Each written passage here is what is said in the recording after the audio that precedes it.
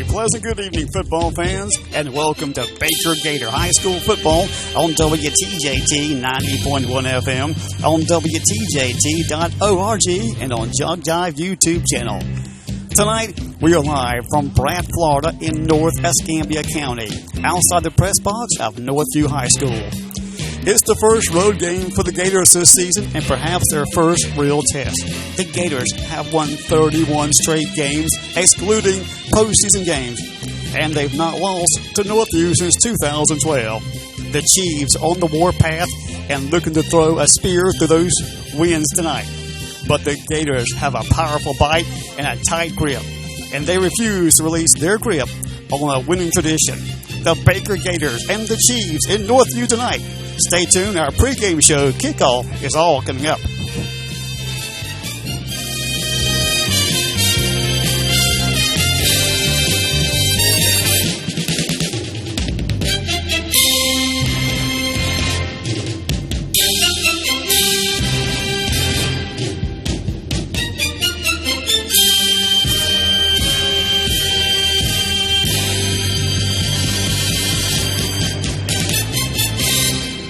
Once again, a very pleasant good evening, and thanks for listening to Baker Gator High School Football. I'm Mark Forehand. It is great to be back with you tonight.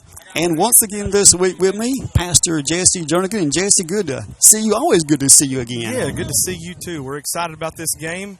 A little bit different going on the road tonight, but I know the Baker Gators look like they're ready out there, getting warmed up. Everything seems good.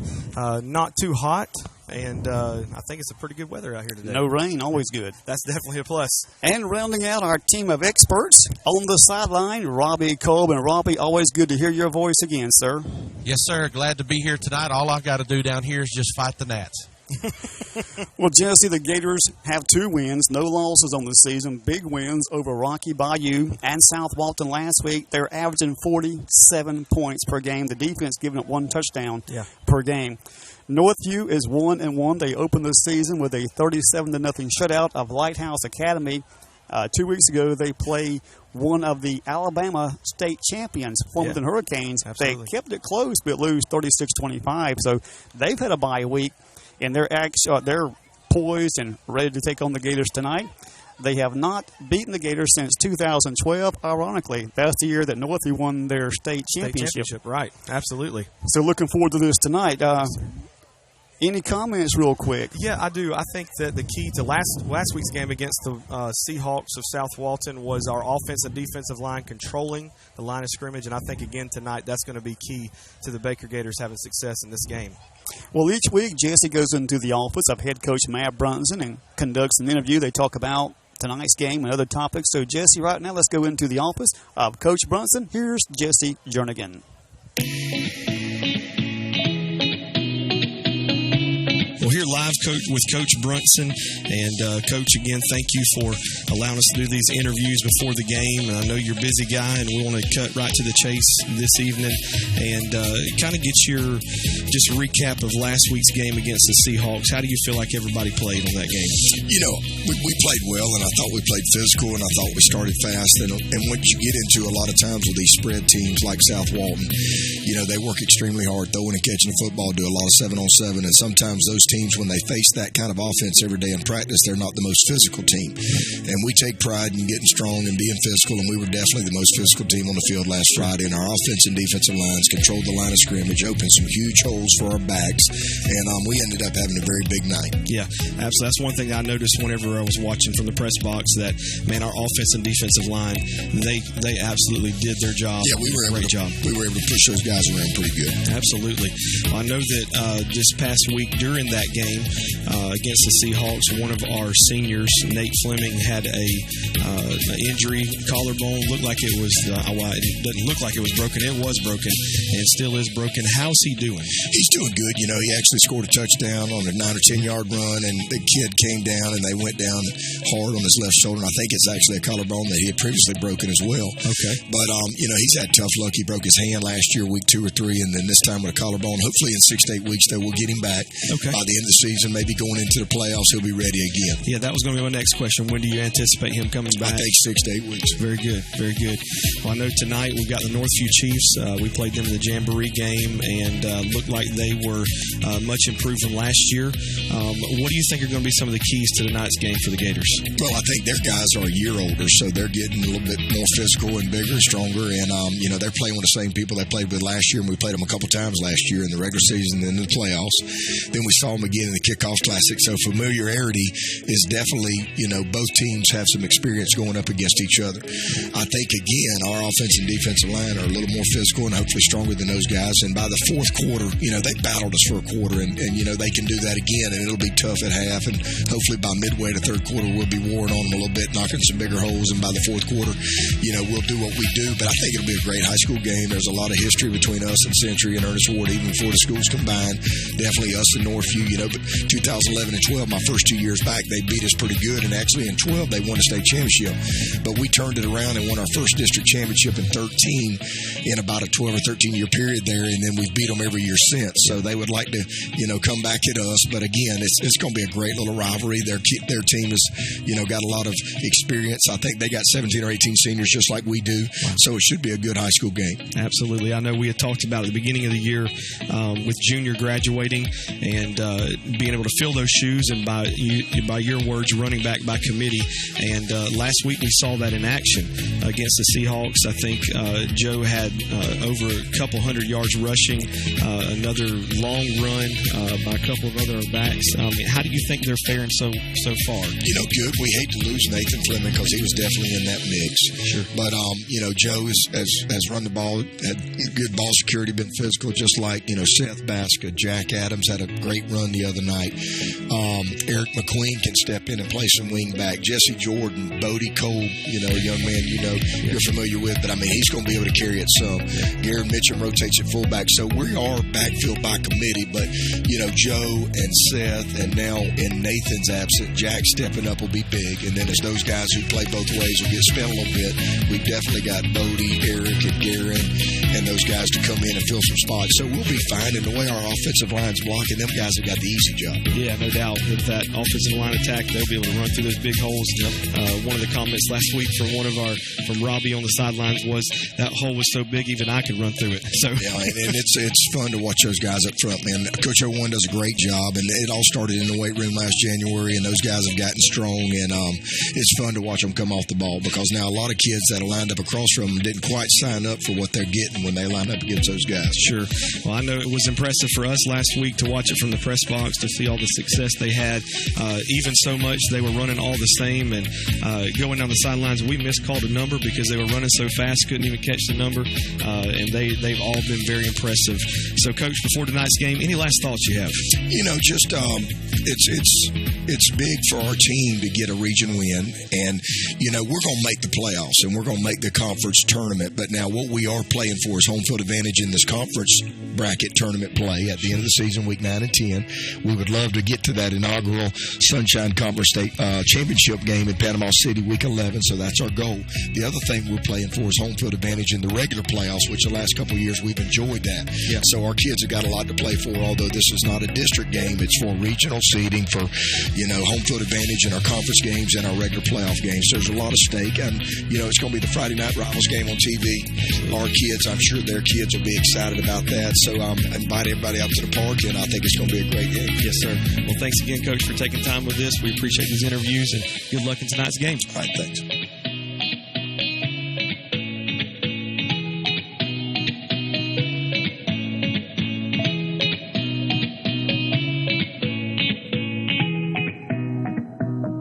WTJT is honored to recognize the support of Adams Sanitation to this ministry. Adams is locally owned and operated and has been for more than 35 years. They offer twice weekly pickup featuring automated trucks. No bagging of trash required. Adams also offers complimentary pickup of small bulk items, appliances, bagged yard waste, plus complimentary service to any church within their service area. They have 65 or 96-gallon rolling cans and pricing plans specifically for the senior 65 and older. The phone number to Adams Sanitation is 537-3282.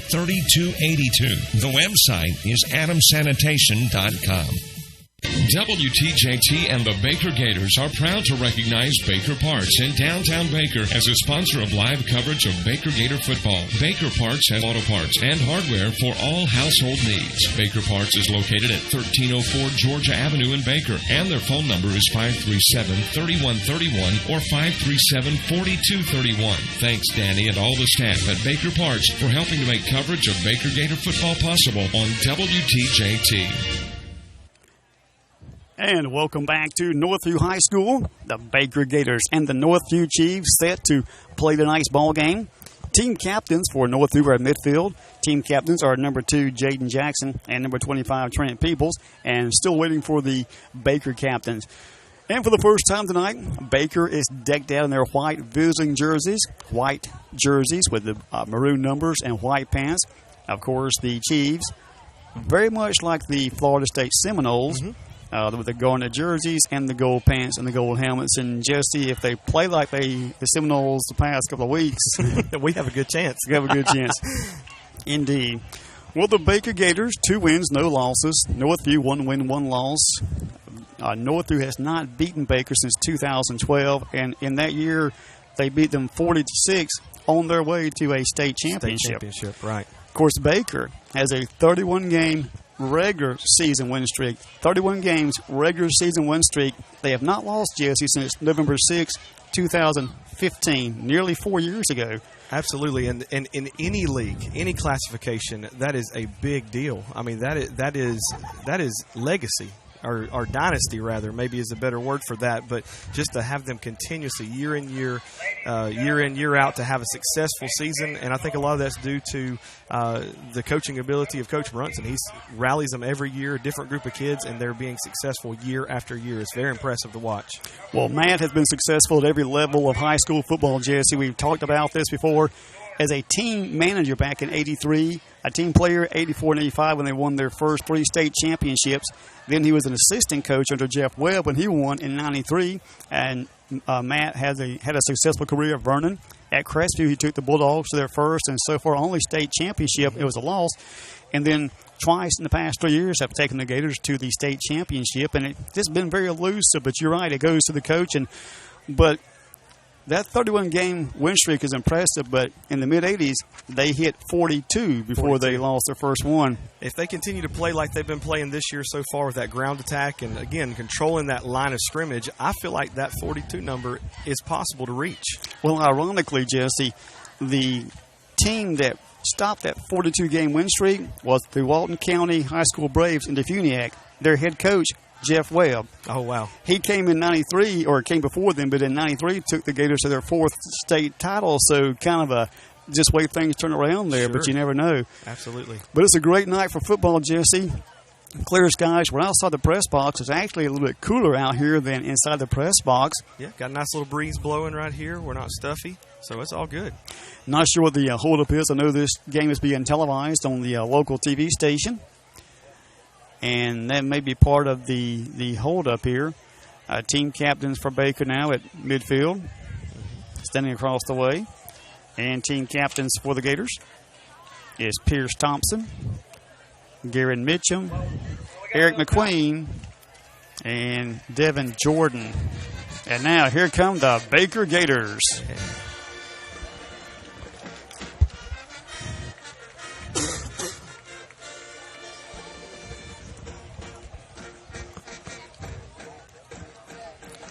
But Jesse, it's kind of ironic how this field is just set in the middle of a lot of other fields all around. Literally. Cow pastures and other fields, but it's a beautiful stadium, a beautiful field, and a great high school. Of course, it's a fairly new high school. It's been here several years now, but still one of the newest schools in the area. Very neat setting for a Friday night matchup, especially this matchup, because I feel like, even the pregame or the Jamboree kickoff, the Northview Chiefs, they came over to Baker and played a couple quarters there and hung with us. But I believe that this is going to be a pretty good matchup, and I think the Baker Gators are ready for it. Well, Jesse, that was a 7-6 win for Northview, but actually it was just a fourth quarter with the starters. And the only difference is that after Baker scored, they went for the 2-point for the win. That's right. And it's a preseason game. It doesn't count win or lose. And I thought it was great, Coach Brunson, going for that 2-point conversion. I mean, what's it going to hurt? Yeah, see what you can do, see what your team can do. Let's go down to field. Here's Robbie Cole with the coin toss. That's heads and that's tails. You're the visiting team. You get to make the call. This is my coin. That's tails and that's heads. Make a call loud enough so that he can hear you. Tails is his call. It is tails. You've won the toss. You know what you'd like to do. Defer the second half. Stay right there. It's going to defer. That means you're going to take the ball, okay? All right, which end would you like to kick from? Perfect. Switch your backs to the scoreboard, gentlemen. This way. Baker has won the toss. Elected to defer. We'll receive on this end. Baker won the toss. So there we go. Baker wins the toss, defers, and we'll go on defense first. Absolutely. Should be a great matchup, a great game. The Baker Gators, their first road trip this season, and the Northview Chiefs. We'll take a break. Be right back after this. Hi, this is Tony from Baker Feed and Country Store. The Baker Gator football season is back, and we are proud supporters of WTJT's live Baker Gator football program. Baker Feed and Country Store has all your fall food plot, seed, and fertilizer needs, along with corn, rice bran, pellets, and blocks. We carry Justin boots, belts, wallets, and Wrangler jeans. Baker Feed and Country Store is located on the right at the light in downtown Baker and can be reached by phone 537-1000. Again, that's 537-1000. Go Gators! WTJT would like to thank Jason Norton and Baker Metalworks for allowing us to bring live Baker Gator football coverage to the listeners of WTJT. Baker Metalworks offers a large variety of colors, and they are all Energy Star rated. They have 4 profile styles with 29 and 26 gauge. They also have delivery available, and all of their materials are Florida product approved. Baker Metalworks is located at 5846 Highway 189 in Baker. They can be reached by phone at 850-537-2010. Thanks again to Baker Metalworks for all of your support here at WTJT. And welcome back to Northview High School. Just about set for the kickoff between the Baker Gators and the Northview Chiefs. Baker riding that 31-game regular season win streak. Northview trying to stop a losing streak that started back in 2013. The Gators, white and maroon, and the Chiefs in garnet and gold, and waiting now. And Jesse, just really looking forward to this game. Big wins, like we said, over Rocky Bayou and South Walton, but sure, Northview will be a great test for the Baker Gators to see just how far they've come. Absolutely, and Coach mentioned it in the pregame interview there that they're a year older than they were last year, more mature as far as the Northview Chiefs are concerned. So maybe they will be a little better prepared on their end, and we'll get to see a pretty tight matchup tonight. Well, last year the Gators won 35-7 at home. Mm-hmm. Perhaps a closer game tonight. If, like I say, the Kickoff Classic, it's hard to measure that by when your starters play one quarter. Sure.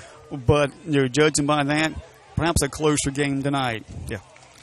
And Jesse, looking across the way, there's a pretty good crowd of Baker fans across the way that made this trip to Northview. Great turnout to support their school and root them on, cheer them on. And a lot of excitement as well with the local TV station of Pensacola here. We are just about set. And here we go, Jesse. It's like the Northview Chiefs are about to run out.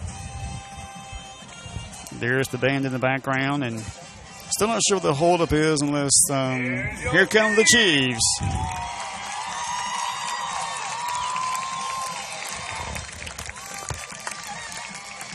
I think from time to time tonight we're going to have a little bit of delay in between because it is on television tonight, and I can see now they've got one of their crew members out there with the red hat to give that signal, let them know when they're on air and when they're off air. Indeed. Well, here we go. The Gators will kick, and Pierce Thompson will be kicking off for the Gators. And each kickoff so far this year has been a poach kick, and no reason to stop that now. And, Jesse, the reason for that poach kick, according to Matt Brunson, number one, it prevents a return. Absolutely. Number two, when your defense is better than your kick coverage, it prevents touchdowns. But also, in his career at Baker, the opponent has returned a kickoff 9 times for touchdowns in Matt Brunson's head coach career at Baker. So that's another reason for the pooch kick. Yeah, prevent a quick score at the very beginning of the game. That can be deflating for any team coming into an opposing team's field. Back deep for the Chiefs is number 3, Finley. Number 3, Finley, and number 2, Jackson will be receiving. And indeed, you're right. I believe that's a young lady wearing the red hat on the field, waiting to give us the all-clear signal.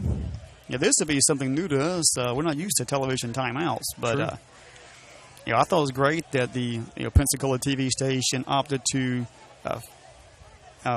broadcast this game. They're Friday night rivals. Yeah, in fact, and Baker and Northview have been rivals for Jesse, I'm guessing maybe about 15 years or so. They've been big rivals, so always a great game. Yeah, always a great game, and I know the kids were really excited about it, knowing it's going to be on television and possibly able to go back later and watch themselves on television. I think that'll be really cool for them. Good or bad, I suppose. That's right. Well, it is a great night. It's still a little warm, but it has cooled down considerably from what it was earlier this afternoon when we first arrived here, and yes, just what a great ride over here. Yep, a lot of country. Speaking of television, I think last week Joe Brunson, the one-handed catch that he had where he bobbled it up, it was on there for play of the week, and I believe it did get play of the week for last week. The 360 turn he made? Yeah, absolutely. That's fantastic. All right, here's the whistle, and we are underway, and there's a pooch kick, and fair catch was made, but Finley picks it up at his 35. He's to the 40, and he's tackled quickly by Devin Jordan. And it's 1st and 10 Northview from their 40-yard line. And I've lost Robbie, but Robbie, if you got anything to say, just jump in there, and we'll try to find you again.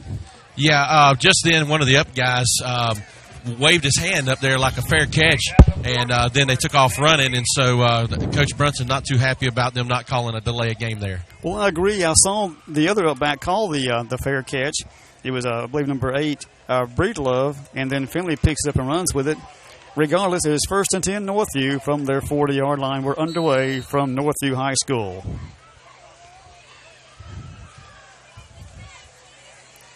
Finley in motion.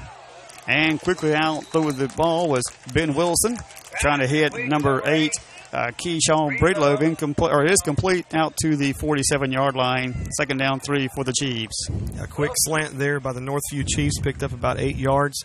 Good pass and catch there. Make some quick yardage right there on 1st down, get a little confidence in their offense. Our defense may have to play a little bit tighter on these receivers. Looks like they're running short routes. 11:30 first quarter. 2nd down 3 for Northview from their 47-yard line. Quarterback is Ben Wilson. Shotgun formation. Hands off to Jackson, right side. Jackson finds a hole, and he's tripped up in Gator territory to the 45-yard line. That was a good play by the Northview Chiefs there, and Jackson getting around the corner. Their offensive line was in position. Did a little misdirection there, a little fake to the left, and then took it around the right side, found a good hole there to run through. 11:05 to go first quarter, no score. 1st and 10 Northview at the Baker 44-yard line. Ben Wilson, quarterback for the Chiefs, in shotgun formation. And now there's a whistle. Trent Peebles is behind him in the outfield. Flag down. It is offside against the Baker Gators. So that'll give the Chiefs an easy 5 yards. Brings up 1st and 5 from the 39 of Baker. And little penalties like that are things that we cannot do in these opening drives to give any confidence to the Northview Chiefs offense, because that will boost them quicker than anything else, seeing the other team make mistakes like that. 10:35 to go first quarter, no score, 1st and 5, Northview from the Baker 39. In motion is Jackson. Hands off it to Finley. Finley finds a hole. He's finally tripped up. Brought down by Joe Brunson, but it's a 1st down Northview at the Baker 26. I say this right here on that play specifically, you see some of the Northview Chiefs linemen picking up their blocks, but then the ones that don't have assignments are going second level, picking up our linebackers and allowing for a big hole for the running back to get through. Baker's going to have to stuff it. 10:10 to go first quarter, no score, 1st and 10 Northview from the Baker 26-yard line. It's over the head of the quarterback, Ben Wilson. It's still loose. Joe Brunson back there trying to grab the ball, but Ben Wilson recovers for the Chiefs, but it's a loss back to the 42-yard line. So a bad snap there. It's a great break for the Baker Gators. Sure, absolutely. After a penalty on the first couple plays there and then leaving some big holes wide open for the running back to run through, that gives us a little bit of breath of fresh air, pushing that ball back a good 10 yards.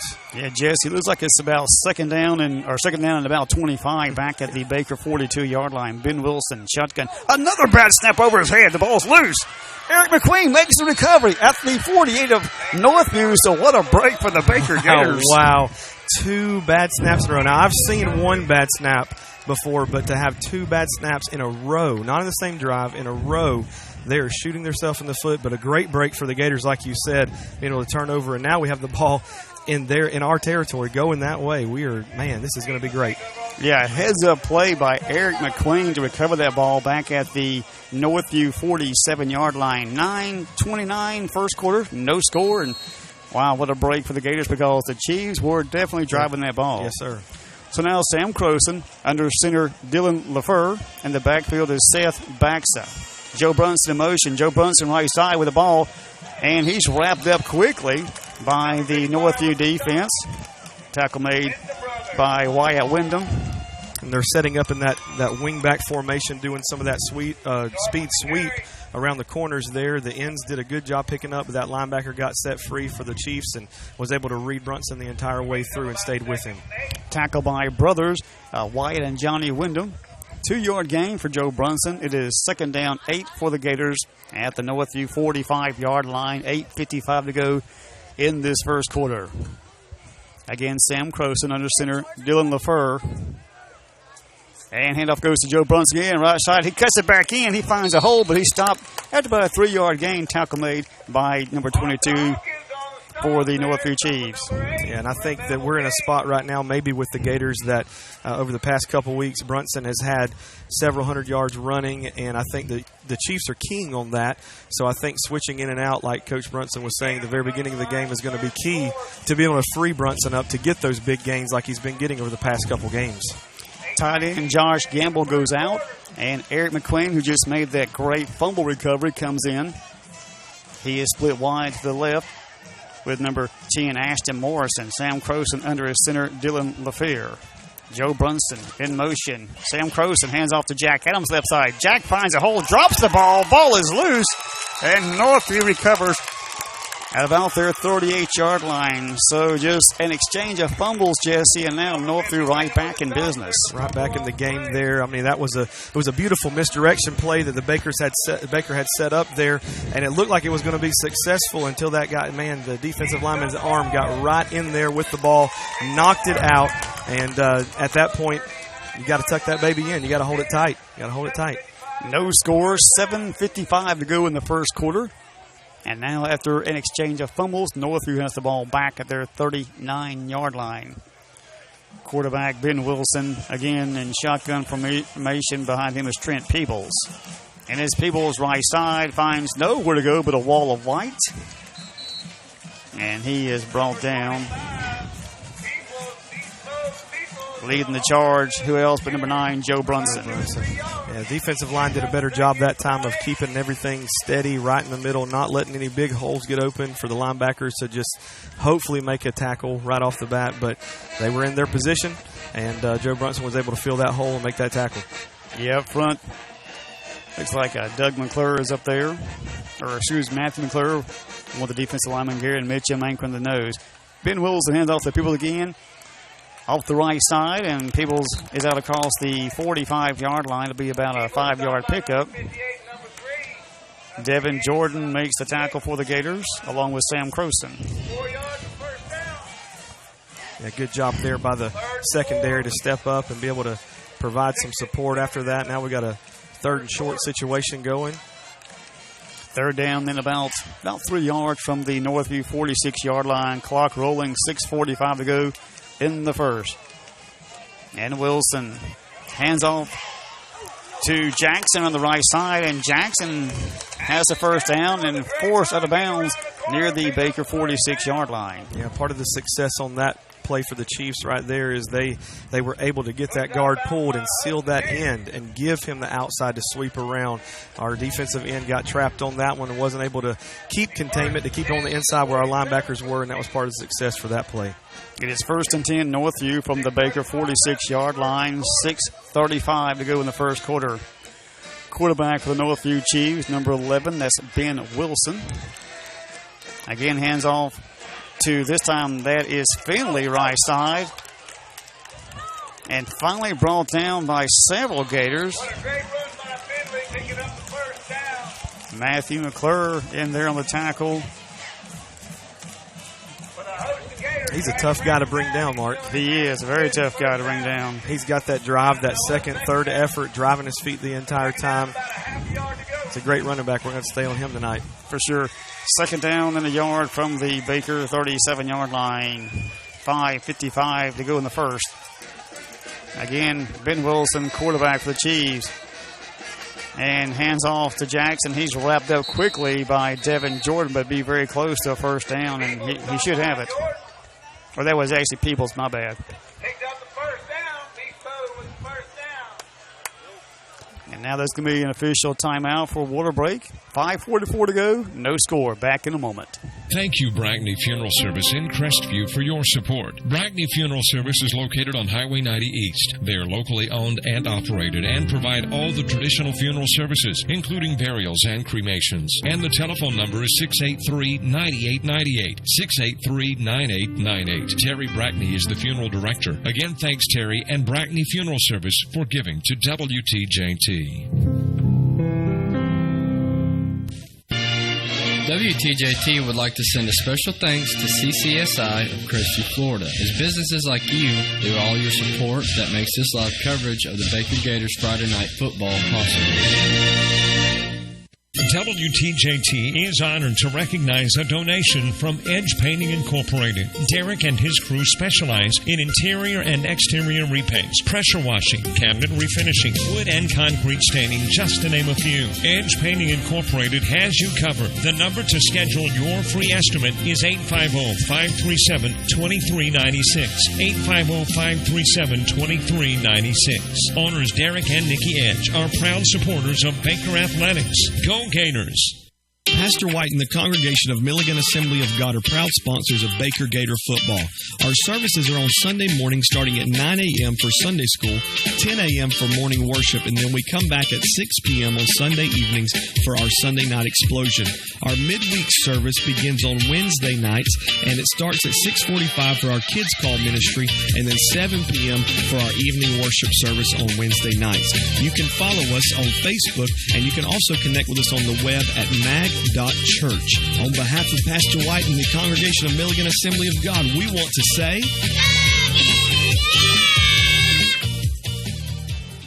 And welcome back to Northview on 1st and 10 from the Baker 35-yard line. It's Finley on the left side, and he's stopped quickly by Devin Jordan.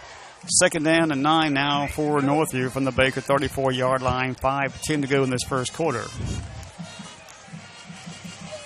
Quarterback for Northview, number 11, Ben Wilson, again in shotgun formation. And hands out to people left side. And Joe Brunson quickly wraps up his legs and gets some help from his other teammates. And I'll say maybe the Chiefs formation that they're running is a lot like what Baker is running, except for they've got their quarterback about 3 steps back, not as deep as a traditional shotgun would look on maybe a college formation, but just a few steps back, and they run this pretty much the same play: sweep left, sweep right. 3rd down, 7 for Northview from the Baker 32-yard line. Ben Wilson giving instruction to Trent Peoples in the backfield.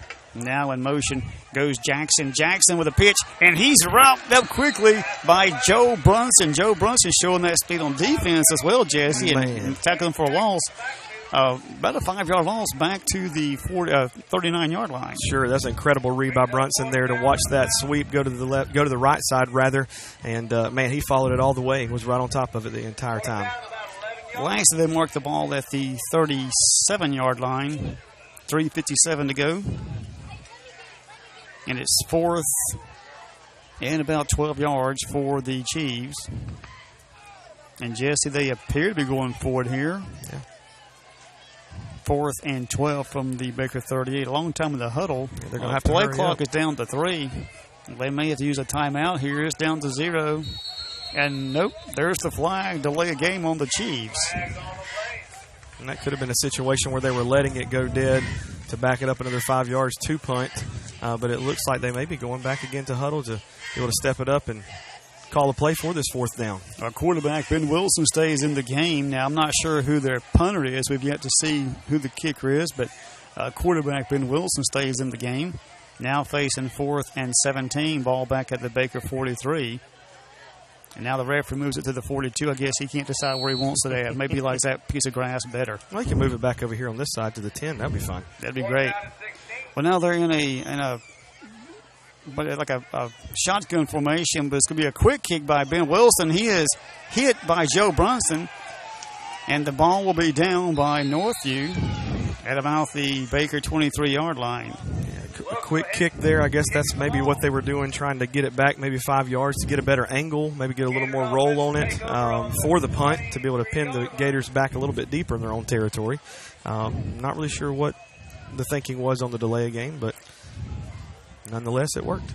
Well, now he was blocked or hit when he kicked it, but there was no flag. But now maybe it's different for a quick kick versus an actual punt. Sure, I think if they may have set up in the punt formation with him a little deeper, traditionally that might not have been a call at that point. Nonetheless, the Gator defense holds, and now Baker, their second possession, 1st and 10 from their 23, 3:20 to go in the first. And it is Joe Brunson around the right side, and he finds nowhere to go, brought down quickly. And a flag comes in just as well, and that flag came in from the back. So that's usually an indication that it's holding, and it is against the Gators. It's a tough mistake to be able to sit there and be able to have a play where you gain positive yardage, and then now you're ripped back another 10 yards, or I guess it'd be 10 yards on that, holding back, or 5 yards. I'm sorry. Yeah, but your holding is 5 yards. 3:13, first quarter, still no score. And now Baker.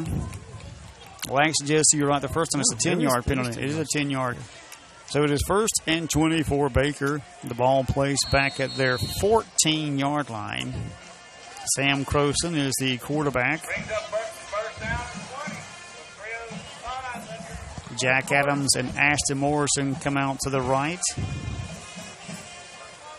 Seth Baxter in the backfield. And Croson under his center. LaFleur now timeout taken by Sam Croson. 2:51 to go. Robbie, you got anything over there you want to add real quick? Well, yeah, guys, an interesting stat from last year's game.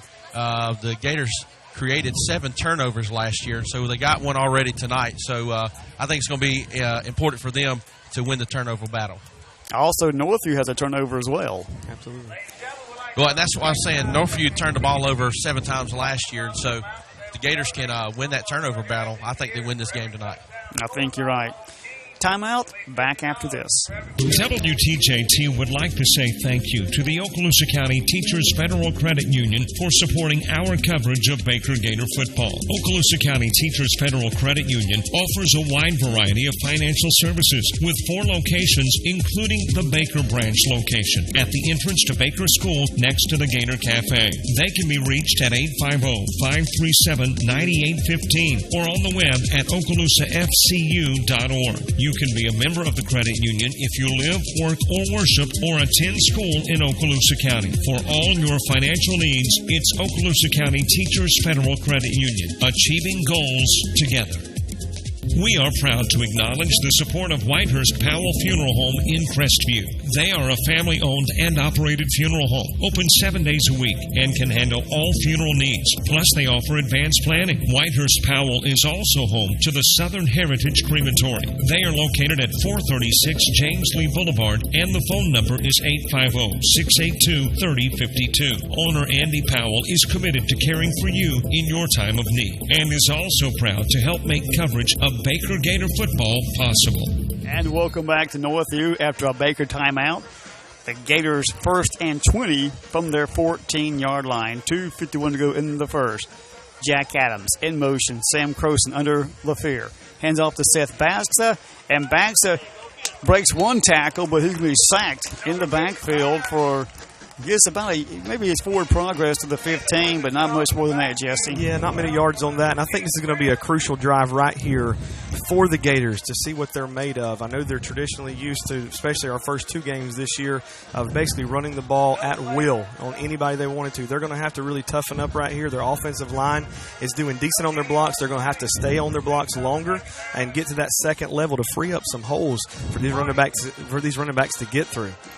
Second down, 19 for Baker from their 15-yard line. 2:10 to go first quarter. Sam Croson again under center. Seth Baxa in the backfield. And handoff. Look, that's Joe Brunson again, and nowhere to go, Jesse. He's brought down quickly. Yeah. Another no gain. Yeah, and again, I mean that's been stereotypical for the past couple plays, is that we're just not holding our blocks long enough. And I don't know, maybe they're doing some moves on defense, doing some maneuvers, different setups, formations that we're not used to possibly, and maybe struggling with that a bit. But if we'll hold those blocks, I feel like they'll spring that run here in just a minute, and that'll turn the momentum to our side. Well, 3rd and 19. And wide right is Ashton Morrison and Eric McQueen. Sam Croson under center.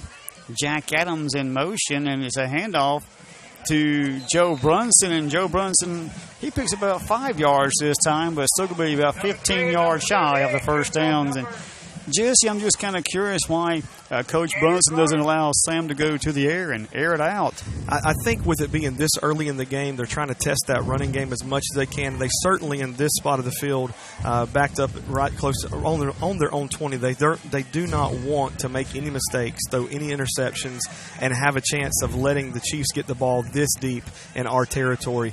So sticking with the running game for now. Maybe trying to wear out their defense possibly and get them in a spot where they put their backs against the wall and get that big play in just a few minutes. Joe Brunson for the punt, and that's the first time I think, Jess, we've seen a punt this year, and it goes to the Northview 45, now picked up by Jackson. Jackson on the left side to the 40, the 30. He's in Gator territory. He breaks it loose. He makes it all the way. A punt return for a touchdown, courtesy of Jaden Jackson, and took that ball back about 55 yards. He just broke tackles left and right, Jesse. Sure, I didn't even know that a Chief was going to pick that up because it was right in the middle of about 4 or 5 Gators, and he just grabbed that ball and took off running like his life depended on it. So Northview strikes first on a punt return. Busted coverage. It was a great punt by Joe Brunson, but a better return by Jaden Jackson. It's about a 55-yard return, and the Chiefs strike first. 19 seconds to go in the first, and they're up top 6-0. Now they're huddled up like they may be going for the 2-point try here, and indeed they are going for 2 points.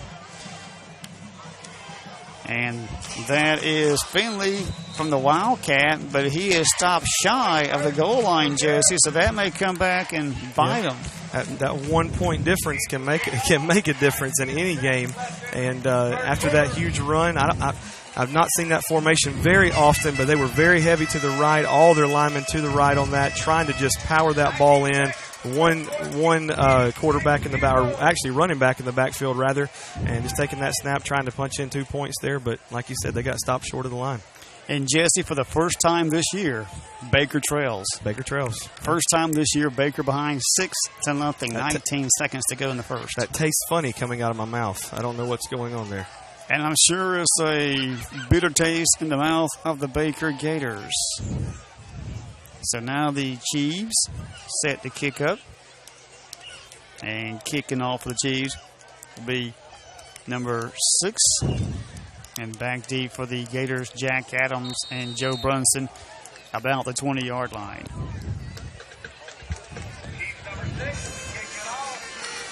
So here we go, Jesse. It's kicked straight away, and it's going to be Jack Adams at his 15, 20, 25, 30, tripped up. He gets about the 33-yard line and tripped up by the Northview Chiefs. It's a decent return there, though. Great. Probably picked up about 15 or so yards, 15, 20 yards on that return, and did a good job. 1st and 10, Baker from their 33-yard line with 13 seconds to play. Baker trails Northview 6-0. Robbie, any quick comments? Well, the Gators just got to open up some holes and get this running game going. I think that's important. And if they can get the running game going, it'll open up some of the passing play. I think they'll add that to it. So Sam Croson under center LaFear. Behind him is Seth Baxa and Joe Brunson. And it's Joe off the left side. He finds a hole, but it closes up quickly. The ball comes loose. Northview says they have it. But no signal yet from the white hat. And looks like the Gators did recover. Looked like Gavin Vaccarello falls on it for the Gators. That's the end of one quarter from Northview. At the end of one, you scored Northview 6, Baker nothing. Back in a moment. One of our sponsors this year for our live coverage of Baker Gator varsity football is Wise Equipment in Crestview. Wise Equipment specializes in sales and services of Kubota and John Deere mowers and tractors. They carry Steel and John Deere chainsaws, line trimmers, and blowers. Plus, they have John Deere toys. All products are backed by a manufacturer's warranty. Wise Equipment is located at 1147 South Verdon Boulevard in Crestview and can be reached at 850-682-3366. Staff here at WTJT would like to say thank you to Health Smart Pharmacy and Melody Thompson for their support of WTJT and this year's live coverage of Baker Gator varsity football. Health Smart Pharmacy offers a wide range of products and services. Not only can they meet your pharmaceutical needs, they also have products such as Simple Southern t-shirts, You Might Be, gift cards, and mugs. They also have Sorelli and other fashion jewelry. They have collegiate items as well as country western gifts for your favorite cowboy or cowgirl. And of course, they have t-shirts for our local Baker Gators. Health Smart Pharmacy is located on the left just through the light in downtown Baker and can be reached by phone at 850-537-6266. Thanks again to Health Smart Pharmacy for your support of WTJT and our local football team.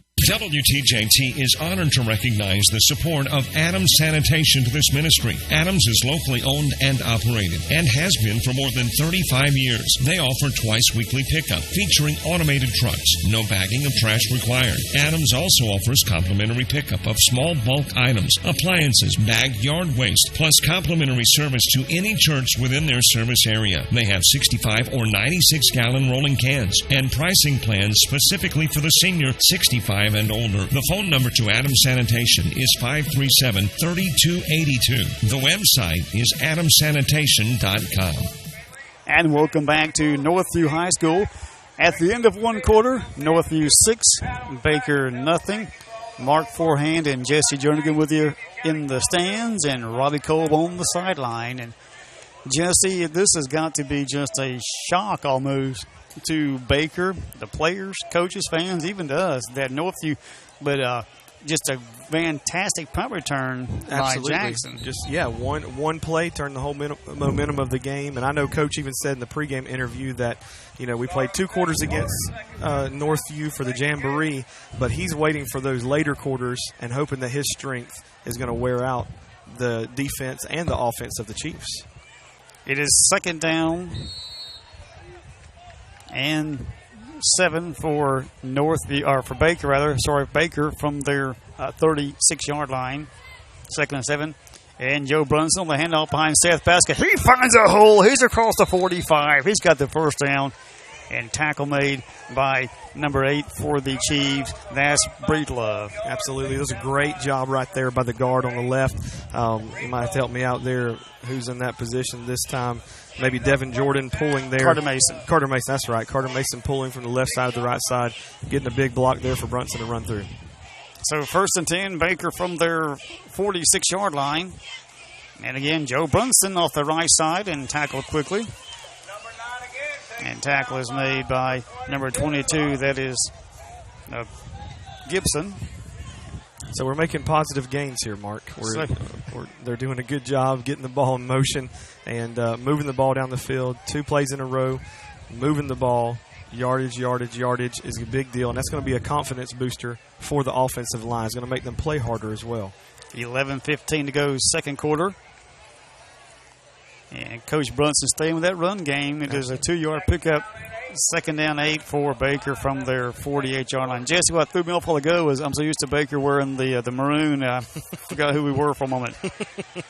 And this time there's Seth Baxa, and he is fighting for yardage. He's into Northview territory and stopped about the 46-yard line. And a great run by Seth Baxa. Now he comes out, and Jesse, he looks like he's holding either his shoulder or arm on the far side, Seth Baxa. Yeah, looks like it might be a stinger there. They had a hold of his jersey real tight. Maybe grabbed a hold of his arm. Maybe pulled it out of socket there. I don't know. He's walking around there on the sidelines. Maybe Robbie can get an update for us in just a second. Gary Mitchum comes in at fullback. It is 3rd down and 3 from the 47 of the Chiefs. And it's Joe Brunson doing a Tebow leap, but goes to no avail. He has stopped about the 46-yard line. Yeah, same thing there. I think they're really keying on Joe right now, and because of that, it seems like every one of their linebackers are motioning toward wherever Joe goes. That's where they're going at this point, and it's making it really tough on our offensive line to get to that second level because they're clogging that hole before we can even get it open.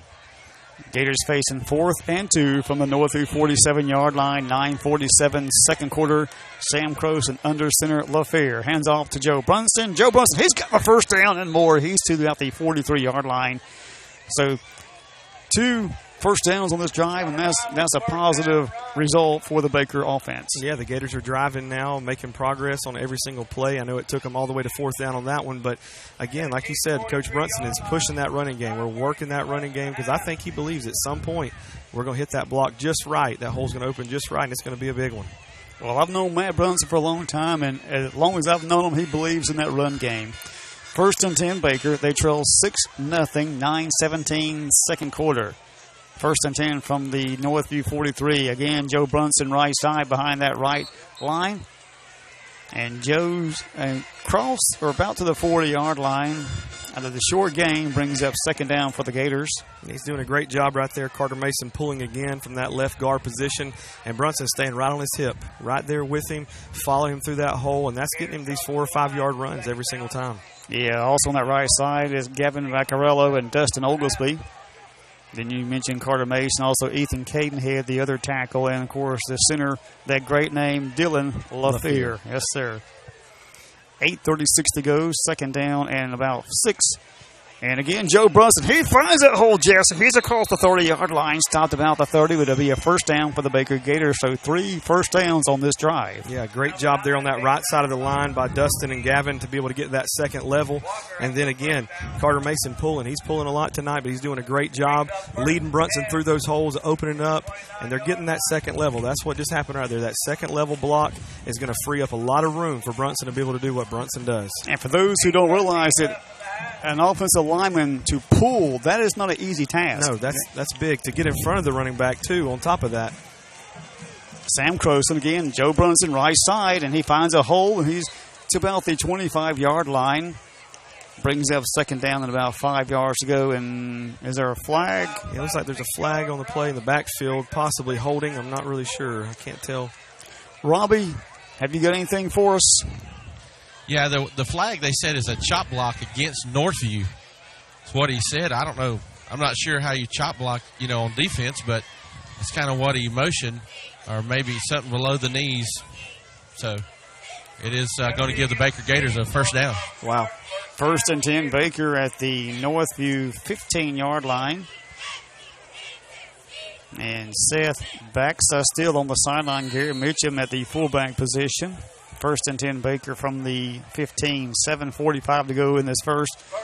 Baker trails 6-0, courtesy of a 55-yard punt return by Jackson. The 2-point conversion no good, but now Jesse, the Gators, this drive started way back, I believe about the 35 or 30-yard line, and now they're down to the 15. And consistently getting positive gains. No mistakes. Everybody's getting their blocks. Everybody's staying where they're supposed to be. Very, very great executed runs here has led to this drive. And I think you're right. I think we were about the 35 when we started this drive, and they have consistently had a couple little helps along the way with that penalty there, the chop block on the defense. But, man, the Gators are driving right here. This is nice. 2-yard run by Joe Brunson. Now the Gators facing 2nd down, 8 from the Northview 13, but there's a timeout by Northview. 6:55 to go until the half. Baker trails 6-0. WTJT and the Baker Gators are proud to recognize Baker Parts in downtown Baker as a sponsor of live coverage of Baker Gator football. Baker Parts has auto parts and hardware for all household needs. Baker Parts is located at 1304 Georgia Avenue in Baker, and their phone number is 537-3131 or 537-4231. Thanks, Danny, and all the staff at Baker Parts for helping to make coverage of Baker Gator football possible on WTJT. Hi, this is Tony from Baker Feed and Country Store. The Baker Gator football season is back, and we are proud supporters of WTJT's live Baker Gator football program. Baker Feed and Country Store has all your fall food plot, seed, and fertilizer needs, along with corn, rice bran, pellets, and blocks. We carry Justin boots, belts, wallets, and Wrangler jeans. Baker Feed and Country Store is located on the right at the light in downtown Baker and can be reached by phone 537-1000. Again, that's 537-1000. Go Gators! WTJT would like to thank Jason Norton and Baker Metalworks for allowing us to bring live Baker Gator football coverage to the listeners of WTJT. Baker Metalworks offers a large variety of colors, and they are all Energy Star rated. They have 4 profile styles with 29 and 26 gauge. They also have delivery available, and all of their materials are Florida product approved. Baker Metalworks is located at 5846 Highway 189 in Baker. They can be reached by phone at 850-537-2010. Thanks again to Baker Metalworks for all of your support here at WTJT. Second down and 8 from the Northview 13 for the Baker Gators. Sam Croson under center, Joe Brunson in motion. Handoff goes to Garrett Mitchum, and he's going to be wrapped up in the backfield and thrown for a loss.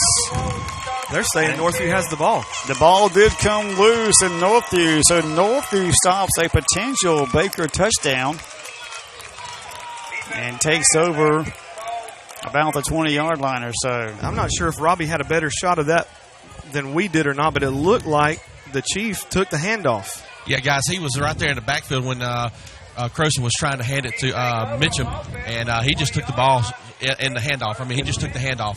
Wow. So Northview does stop the drive. It is 1st and 10, Northview from their 20-yard line, 6:30 until the half. They lead Baker 6-0. Quarterback is Ben Wilson, again in shotgun formation. Hands off quickly to his up back, and he is wrapped up. Eric McQueen, but also I believe that was number 2, Zane Steele. They wrapped them up in the backfield and throw them for about a 10, 12-yard loss. Right, yeah, that was a great play.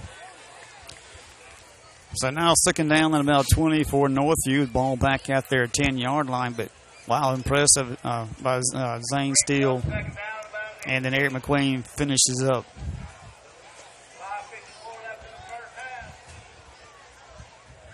There's the snap.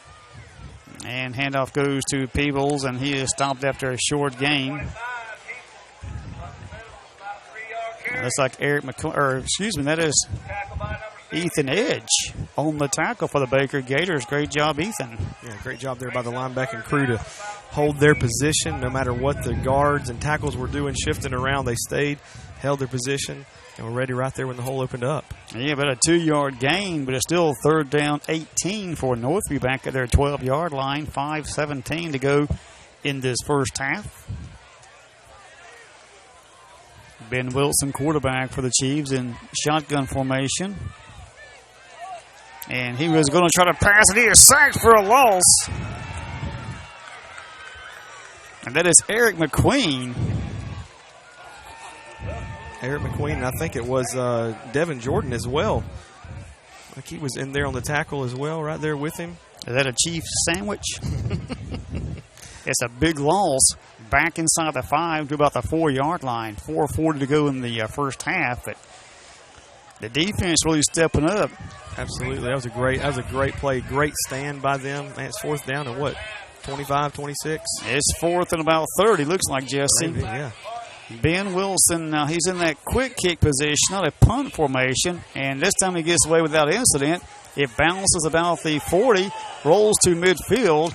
And Joe Brunson lets it lay there at the Baker 49. So the Baker defense, a great stop, forcing Northview to have to kick the ball away. If there's anything that will pump up the offense more than anything else, that's the defense going out there and taking care of business. On that one, there was no doubt about it. The Gators came to stop the Chiefs on that drive. And Jesse, there's a couple of great defensive plays. Eric McQueen, Devin Jordan, Ethan Edge stopping that defense, forcing them into a 4th and about 30. Yeah, absolutely. Nearly impossible to get that first down. Baker 1st and 10 from their 49, 4:12 to go until the half. Northview 6 and Baker nothing. Baker averaging 47 points per game thus far, but tonight way below.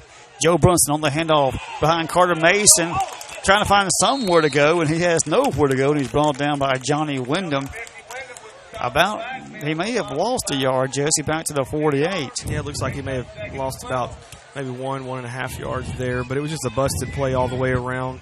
Nathan Fleming pulling, but before you can even get to the hole, there was a Chief already in the hole waiting on him. I don't think Nathan Fleming's playing tonight. I'm sorry, not Nathan Fleming. Carter Mason. Thank you. 2nd down 11 from the 48-yard line, 3.5 to go. And pitch back to Joe Brunson, right side. He's got plenty of blockers, plenty of grass, and he's cut down short. Tackle made by number 3, Finley. But Joe does get to the Northview 47-yard line, brings up 3rd down and about 4 yards to go. Just before that last play, I was thinking about Nathan Fleming because he's one of our running backs by committee that we have and has been a solid part of our team so far this year. But sadly, last week broke his collarbone, is going to be out for about 6 to 8 weeks. And just thinking about how much we missed him on the field right now. It is 3rd down and about 5 from the 46-yard line. 2:59 left in this first half. And Jesse, a lot of confusion. There's 5 seconds on the play clock. Finally, Sam Croson gets under center. Back to pass, first time tonight. Eric McQueen makes the grab at the 35-yard line. 1st down.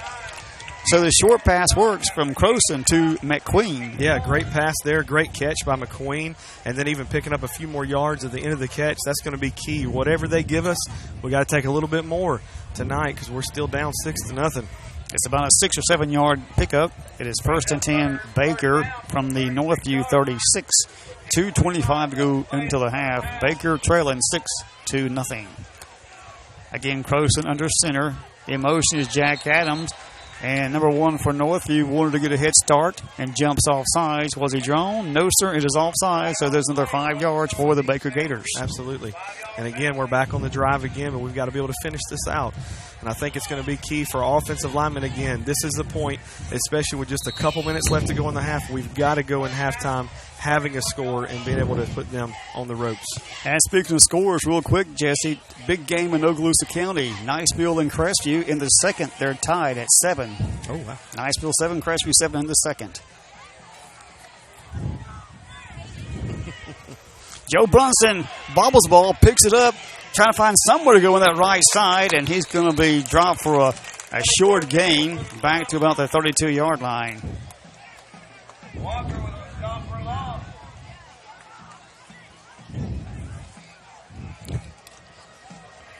Brings up 2nd down. And want to say thanks to Amanda Tilburg. Yeah. Amanda Lawson Tilburg listening tonight. Amanda Tilburg, I'm sorry. She's Amanda Lawson for so long in school, but Amanda Tilburg.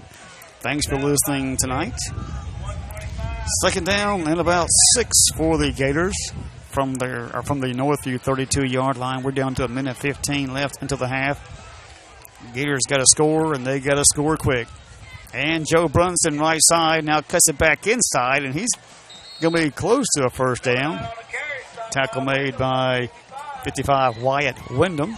We're consistently getting that 5-6 yards each time, but we have not broken that big play that we've seen over the past few weeks. And I think that's a definite tribute to the Chiefs defense, that they're much more solid than we've seen all year long. But this is, again, another spot where our line is going to have to step up and get this communication going. Again, a little bit more miscommunication there from the sidelines, and the clock is continually running down. 35 seconds left.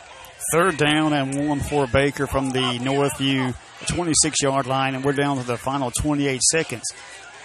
Gators got to hurry now. A timeout taken by the Baker Gators. With 24 seconds to go until the half, it is Northview 6 and Baker nothing. Back in a moment. Thank you, Brackney Funeral Service in Crestview, for your support. Brackney Funeral Service is located on Highway 90 East. They are locally owned and operated and provide all the traditional funeral services, including burials and cremations. And the telephone number is 683-9898. 683-9898. Terry Brackney is the funeral director. Again, thanks, Terry and Brackney Funeral Service for giving to WTJT. WTJT is honored to recognize a donation from Edge Painting Incorporated. Derek and his crew specialize in interior and exterior repaints, pressure washing, cabinet refinishing, wood and concrete staining, just to name a few. Edge Painting Incorporated has you covered. The number to schedule your free estimate is 850-537-2396. 850-537-2396. Owners Derek and Nikki Edge are proud supporters of Baker Athletics. Go Gators! WTJT would like to send a special thanks to CCSI of Crestview, Florida. It's businesses like you, through all your support, that makes this live coverage of the Baker Gators Friday Night Football possible. 3rd down and 1 for Baker from the Northview 26-yard line. 24 seconds to go into the half. There's the whistle. Sam Croson under his center, Dylan LaFear. In the backfield, Garrett Mitchum and Joe Brunson. And Sam rolls right, looking to pass. He's got Jack Adams. He's at the 15, the 10, the 5, into the end zone. Jack Adams, touchdown, Baker Gators. Wow, what a play. And that's 2 passes, 2 completions, and a touchdown for Croson. What a great job, buddy. If you look at the percentage, that's 100%. 100%, Don't matter if it's 2 for 2. That's 100%. Wow. Yes, sir. A 26-yard pass. And so Sam Croson, not really with the long arm, Jesse, but still getting that short pass to Jack, and then Jack doing the rest. Yeah, and even watching him, he has the arm to do it, but these short passes are making it work right now. And Northview is so keyed on our run. They brought everybody coming right after. Again, they were keying on Brunson right there, ended up freeing him up in the flats. 13 seconds. We're tied at 6. Here's Pierce Thompson for the extra point. There's the snap. Ball is down. Kick is good. It was ugly, but it cleared the upright, and it's good. So Baker, with 13 seconds to go before the half, Jesse, finally take a 7-6 lead over Northview. Absolutely, and that's one thing about it. We're so used to seeing the run game that we're really not used to having it and being able to see the passing game come out. But again, kudos to Croson right there to be able to deliver on that high-pressure pass. You only have a few seconds left in the half, and, man, he stepped up and made a great delivery there. And, touchdown. Great job. I know some folks may be watching the game on television, but to describe that kick, Jesse, I really thought that it was going to come short. But from here, where we're at, I think it just cleared that upright. It looked like it was barely over. But, hey, barely over counts. You know what I say? An ugly win beats a pretty loss. Beats a pretty loss, absolutely. Yeah. So 13 seconds to go. Baker, for the first time tonight, it took him, 23 minutes and 47 seconds or something like that? Yes, sir. But Baker takes the lead 7-6. And now Pierce Thompson will kick off. And Jesse, if you notice, no one's really deep. They have obviously studied film and know that Baker likes to pooch kick. No one deep for the Chiefs. Now watch Pierce kick it straight away. And he does. Well, notice he did the pooch kick, and fair catch is called for by number 8, Keyshawn Breedlove, near the 30-yard line. So with 12 seconds to go before the half, you're down 7-6. What do you think Northview does here, Jesse? It's one of those things. You can take the risk and make the throw, and you have a lot of field to cover. But I think probably the smart move right here would be able to count your loss, take a knee, go into halftime, regroup, and come out with fresh wheels to be able to come out in the second half. Yeah, Northview has 2 timeouts left, but it looks like they're going to do just that, Jesse. Now Ben Wilson is in shotgun formation, so let's see what he does here. He's just going to hand off to number 3, Finley, and Finley stopped after a short run. And now a timeout taken by Northview, Jesse, with 5 seconds to go. I guess if you have them, you can use them, right? Might as well. Well, while there's a timeout, I do want to say that somebody's birthday may have been yesterday. I don't know who I'm talking. Happy birthday. Well, here comes Robbie's singing you happy birthday from those. Go for it, Robbie. You got time. Hey, guys, I do want to just add this. The importance of that score right here before the half is that the Gators deferred to the second half, and they'll have the ball to start the second half. Hey, man, that's a plus. That is a great point. That's very true. Well, thanks, Jesse and Robbie. And your girls sang happy birthday to me yesterday, and I appreciate that. They did. Sent you a little video, so from all of us, man, happy birthday. Appreciate it. And here 24 hours later, 56. Happy 75th birthday. Yeah. This next sound of silence brought to you by Jesse Jernigan as he falls down the steps here. May have been pushed. May have been pushed. Second down, 7-4 Northview from their 35-yard line. Again, Wilson hands off to Jackson right side. He's across the 45-50. He's still going and finally brought down. Tackle made by Xander Long. Devin Jordan also down there along with Zane Steele. But he stopped about the 30-yard line and the clock expires. So, Jesse, we reached the halftime point. Yeah. And the score, Baker 7, Northview 6. Robbie, any quick comments before we go to the half? Yeah, guys, you were wondering about us, Baxa, if I'm saying his name right. He does have his elbow iced up. They said they'd look at it at halftime and make a decision if he comes back and plays second half. And I want to say thanks to Wesley Cross listening tonight. Thank you, Wesley. Yeah. Appreciate the kind comments. So, Jesse, anything real quick from you? No, I think that they've just got to come out, and again, they've got to control that line of scrimmage. That was key on that last drive for the Gators, and it showed up in a touchdown. But I think it's going to be key to this next half. It is halftime from Northview. Your halftime score, Baker 7, Northview 6. Back with our halftime show in just a moment. Pastor White and the congregation of Milligan Assembly of God are proud sponsors of Baker Gator football. Our services are on Sunday morning starting at 9 a.m. for Sunday school, 10 a.m. for morning worship, and then we come back at 6 p.m. on Sunday evenings for our Sunday night explosion.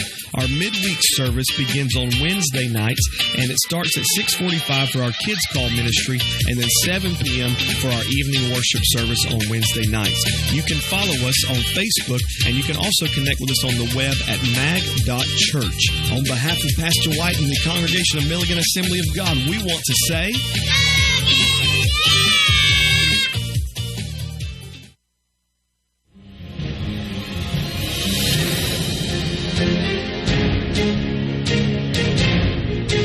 Welcome to the Baker Gator Halftime Show. This is Jesse Jernigan, and I'm joined again this week with Robbie Cole. Robbie, we're excited to be back again for another halftime show. Oh, yeah, man, 2 games, 2 weeks in a row now. Yeah. So no bye week. No more bye weeks. We're playing football the rest of the way through. It's on all the way to the playoffs, all the way to state. And very impressed by the way the Gators performed last week against South Walton. And I think you got some stats you wanted to share with everybody. If anybody was keeping record of stats, Robbie's got something he wants to share with everybody from last week. Well, you know, with losing Junior McLaughlin from last year's team, a 3,000-yard rusher, over 3,000-yard rusher, if you wondered whether the Gators could keep the ground attack going, they did that against South Walton as they rushed for 510 yards with that running back by committee that Coach Brunson had talked about to us. And I know last week when we looked at the game, we looked at each one of these running backs that the Gators have, and really no matter who touched the ball, they were on it. They were having that second effort. We talked about that during the broadcast, Mark and myself last week, and you, that we were really successful with second and third efforts from our running backs. Even when they get hit in the backfield, they kept trying, kept driving, and that led to a lot of success of our running game last week. Exactly, and we talked about, too, about how that, you know, the Gators don't see that passing attack like South Walton had. Sure. Wondered how that would go. And the Gator offense was able to stay on the field a lot. I called it the ground and pound, and they were able to run a lot of time off the clock. But highlighting some of those guys that had a great night. Joe Brunson, again, had a great night, 18 carries for 212 yards, including a 91-yard touchdown run. And then he caught a pass, which was up for a play of the week, 39-yard touchdown pass from Sam Croson. And, and of course, Sam had a 4-yard touchdown run of his own. Jack Adams had a 70-yard touchdown run, and of course Nate Fleming, he scored on a 9-yard touchdown run, which was kind of costly for him because he broke his collarbone. Yeah, we saw some pictures of that this past weekend of the break there, and that's a pretty big blow to the Gators. He's a senior this year, great leader, and obviously a great runner to produce a touchdown there. And we're definitely going to miss him. Definitely going to miss his presence on the field. And I was talking to his mother, and she said, the way he's responded to this, she kind of wondered how he responded to senior year. Yeah, but has responded in a way of, God, let this be a witness to somebody else, and somehow or another let this help me witness to somebody. I thought, that's pretty cool. Absolutely, that's character coming out in him, and that's wonderful to see, and it gives us a great respect for the players. They're not just on the field playing; they're trying to live a great life off the field as well, representing their Lord and Savior. And I know we talked about the running back by committee. I know during one play, I think it was when Jack Adams ran a touchdown. We were calling it from the press box, and Mark thought it was Brunson, I think, taking the ball down the field, and the guys were running so fast we couldn't even see their numbers correctly, and performing and doing a great job. Yeah, that was the 70-yard touchdown run that Jack Adams had. So, the offensive line, and Coach Brunson has really bragged on those guys. They've done their job. They've opened the holes. I mentioned one time there was a hole big enough for a Mack truck or myself to run through. Sure. And, and that happened all night long. Those guys had places to run, and that just, you have to give that credit to the offensive line because they're winning the game in the trenches. Yeah, absolutely. Well, it was a great performance by the Gators last week against the Seahawks, and certainly proud of them, and it's a great vote toward our future, and we're excited about that. And right now we want to take just a moment and take a break and hear from some of our sponsors, and we'll be right back for the halftime show after these words from our sponsors. WTJT and the Baker Gators are proud to recognize Baker Parts in downtown Baker as a sponsor of live coverage of Baker Gator football. Baker Parts has auto parts and hardware for all household needs. Baker Parts is located at 1304 Georgia Avenue in Baker, and their phone number is 537-3131 or 537-4231. Thanks, Danny, and all the staff at Baker Parts for helping to make coverage of Baker Gator football possible on WTJT. Hi, this is Tony from Baker Feed and Country Store. The Baker Gator football season is back, and we are proud supporters of WTJT's live Baker Gator football program. Baker Feed and Country Store has all your fall food plot, seed, and fertilizer needs, along with corn, rice bran, pellets, and blocks. We carry Justin boots, belts, wallets, and Wrangler jeans. Baker Feed and Country Store is located on the right at the light in downtown Baker and can be reached by phone 537-1000. Again, that's 537-1000. Go Gators! Welcome back to the Baker Gator halftime show. Again, this is Jesse Jernigan joined with Robbie Kolb, and we are excited about the game tonight against the Northview Chiefs. And I know the Baker Gators come into this game 2-0 and ranked number 2 in the state in Class 1A. But we wanted to take just a moment and kind of go around the area, maybe some of the teams that we're going to be facing in the future, or possibly could face in the future as well, maybe in a playoff scenario. So, Robbie, share a little bit of that with us. Yeah, Jesse. Of course, next week will be a big week for the Gators as we head into homecoming week. It'll be a crazy week next weekend, so it'll be a lot of fun. Cottondale, they did finally get a win last week. They beat Liberty County, and they'll be taking on Bozeman this week, so another tough contest for Cottondale. They don't play this week. We'll play them in a couple of weeks. That'll be a big rival game for us over here at our place. Absolutely. And come to our place, and so it's going to be a little different for you that game because you're going to be sitting on the wrong side of this thing. Sure, I'll be sitting on the Gator side. A little bit different territory. Still deep down inside my heart, I'm bleeding the blue. Got some royal blood in there. But God has, again, in the sense of humor, deposited me right in the middle of Gator country. But I'm excited. I'm excited to see my old school play, see the alma mater come over here to Baker, and I think it's going to be a pretty good matchup. So yeah, and talking about that, I've got the ties there too as well to Jay. Matter of fact, two of my sisters, they have two children each in the J band, and so they'll be coming over, and so it's gonna be a lot of fun. My mom's already said that she needs to get a shirt that says, J Royal Band and then Baker Gator football on one side with my son playing. So I told him, I said, well, y'all have to pull for the Gators and we'll pull for the J Band. How's that? It makes it even more an intense rivalry for you guys. Y'all have got ties on both sides right now in this moment. So that's right. Great. So Jay don't play this week. They do have they're 1-2 on the season with their only win coming against Cottondale. Then Freeport has started out well. They're 3-0. They have a big rival game coming up this weekend as they take on tonight as they take on Walton County High. Walton County High's only loss comes to Panama City Beach Arnold, and so a larger school than what Walton County is. And so the Walton County Braves, they're a good football team. They beat Jay earlier in the year, and then Lighthouse Christian, who we will play after Freeport. They're 2-1 on the season with some pretty good wins on the season thus far. Sure. And the only loss come to Northview when they played them week 1, 37-0. So some big games there, and there's some games for us to take notice and look at because those are some guys that we'll take on later on in the year. And I'm getting excited about this whole Sunshine Athletic Conference. I think it's going to be really cool when we get to that week 9 and start playing those games. The whole uncertainty to it, who do we play week 1 of that? And so it's going to be interesting. It's going to be a lot of fun. And but we just got to take care of business with who we got on the schedule right now.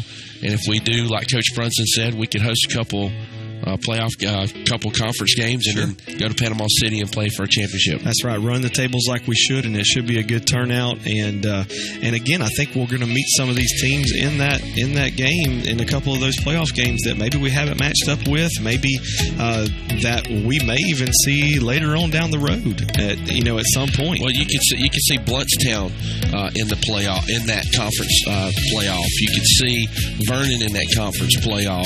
Those are all teams that we could see again in the playoffs. Even some of the teams on our schedule, like with Freeport and Jay, that could be a first-round matchup for us when we get into the playoffs. Right. Should we do what we're supposed to do and get in the playoffs? You always hear, let's don't look ahead, but if you do looking ahead, like what we're doing right now, those are all there's several teams there with Jay and Freeport that we could meet again in the playoffs. And so even Northview, we can meet them again in the playoffs. So it's just going to be, we got to take care of business and do what we know we're supposed to do so that we ensure that we get to the playoffs and go deep again. That's right. Well, that's an exciting few weeks ahead of our schedule there to be able to look at. Some exciting games that we're looking forward to. And we're going to come back in just a moment after some words from our sponsors with a little bit of college football possibly and a outlook a little bit further in our future. So we'll be right back after these sponsors' words.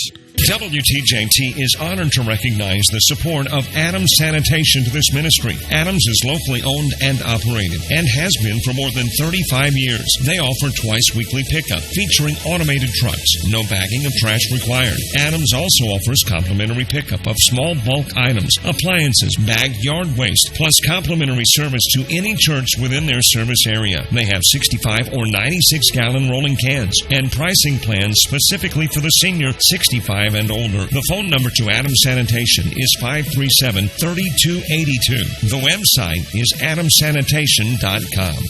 WTJT would like to thank Jason Norton and Baker Metalworks for allowing us to bring live Baker Gator football coverage to the listeners of WTJT. Baker Metalworks offers a large variety of colors, and they are all Energy Star rated. They have 4 profile styles with 29 and 26 gauge. They also have delivery available, and all of their materials are Florida product approved. Baker Metalworks is located at 5846 Highway 189 in Baker. They can be reached by phone at 850-537-2010. Thanks again to Baker Metalworks for all of your support here at WTJT.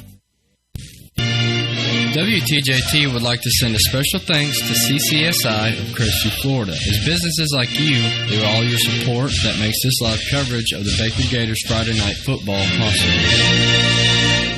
Well, welcome back to the Baker Gator Halftime Show. Again, this is Jesse Jerningham joined with Robbie Kolb, and we've talked about the game from last week against the Seahawks. We've talked a little bit about tonight's game against the Northview Chiefs, and even looked a little bit further into our schedule this year, and visited some of the matchups that we think are going to be key and important to the Gators producing another great season, a deep run in the playoffs. And just for a few moments, we wanted to look to tomorrow, look at some college football for a few minutes. I know we've got a bunch of college football fans out there, and if you're a Florida State fan like myself and Robbie, I'm just sorry. Yeah, I don't know what else to say other than just it's been a bad year already. I know we won last week by 1 point. Well, let me put it like this: we won because a kicker missed the extra point. Right? I mean, that's it. I mean, that's the only thing we can say. That's how we won. If you're a Florida State fan, and so, and I don't think the road gets any easier for Florida State as they have to travel to Charlottesville. Is that right? Charlottesville, Virginia. Yeah, to take on the Cavaliers. Virginia is ranked 25th in the country.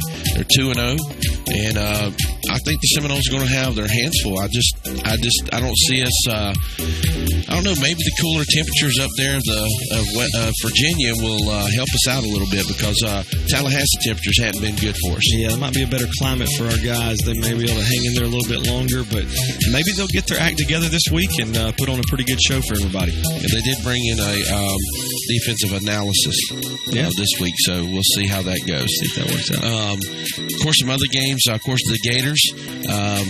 They play against Kentucky. Kentucky has come so close to beating the Gators. And I'm sorry if you're a Gator fan. I'm just pulling for Kentucky. I've decided I'm getting a hat for every team that the Gators play this year. That's right. At least I have somebody to pull for. Yeah. That may can win. But anyways, that's bad. No, I love my nose.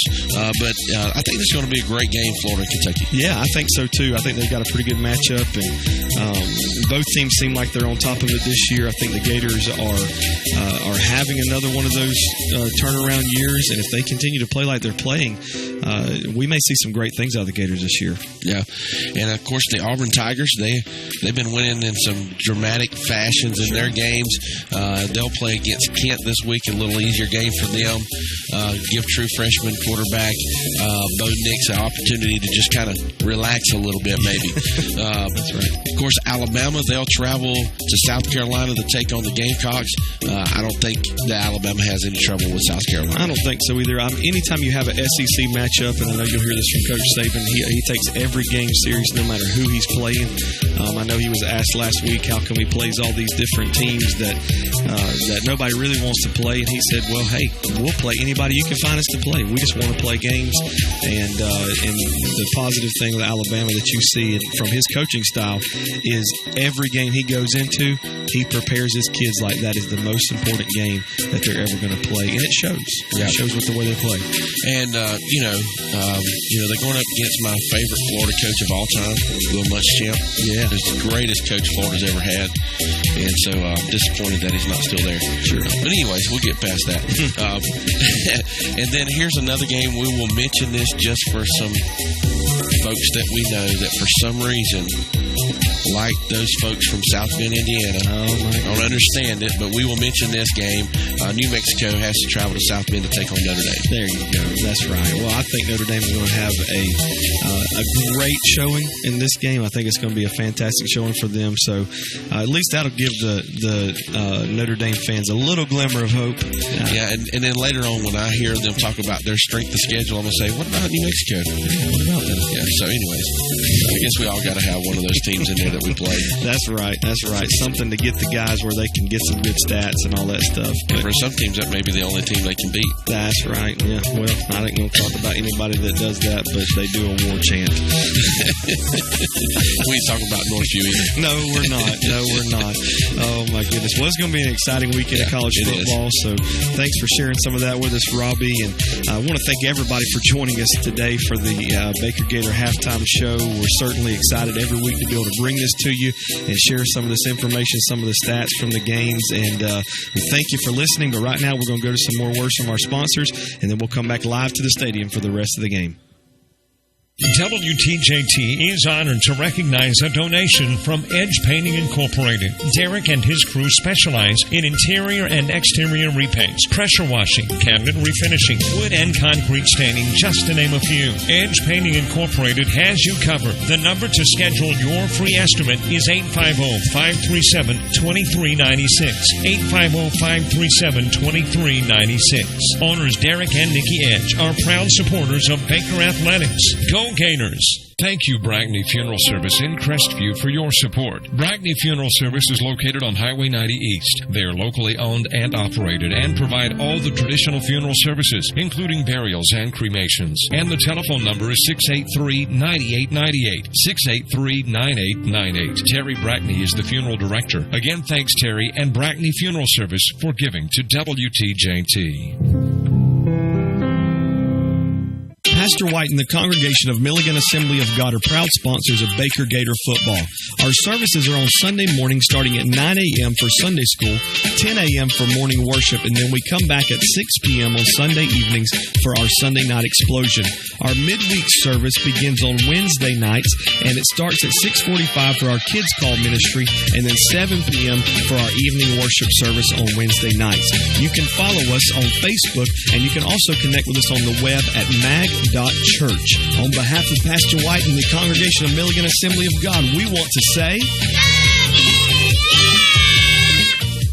And welcome back to Northview High School. It is halftime. Your halftime score, Baker 7, Northview 6.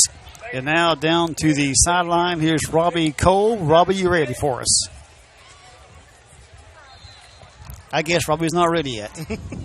Robbie. I'm ready. I was just waiting for the microphone to come back on here. And I'm going to catch Coach Brunson as he comes off the field here. He's walking my way, so giving some last-minute instructions to some of the guys. So we'll see what he has to say right here in just a moment. What about Seth? It looks like he's taped up and ready to go here in the second half. Good deal. Good deal. We're just about set. For the longest time, Baker trailed 6-0, and there was about 13 seconds to play. They finally take the lead on a short pass from Sam Croson to Jack Adams, and Baker takes the lead on the Pierce Thompson extra point. 7-6 is the score. Robbie, you ready yet? Well, guys, it looks like Coach Brunson is kind of zoned in, and we may not get to talk to him here to start the second half. Okay, I understand. A very tight game. Yeah. So we are just about set, and it's good to hear that Seth Baxter will be possibly back in the lineup. Absolutely. Good thing. Back D for the Gators, Joe Brunson and Jack Adams at about their 20-yard line. And set to kick off is the Northview Chiefs.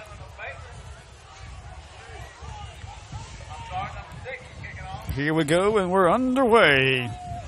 And this will be Joe Brunson at his 17-yard line. He's the 20, the 25. He's on the right sideline, 30, 40-yard line. Finally forced out of bounds after a big run by Joe Brunson on the kickoff return. Yeah, great job there by Joe Brunson to get plenty of yardage, give us a good field position to start this second half off for the Gators. Just underway in the third quarter. Mark Forehand and Jesse Jernigan with you, along with Robbie Kolb on the sideline. 1st and 10 Baker from their 40-yard line. Again, your quarterback is Sam Croson in the backfield. Garen Mitchum remains at fullback, and Joe Brunson, number 9, at tailback.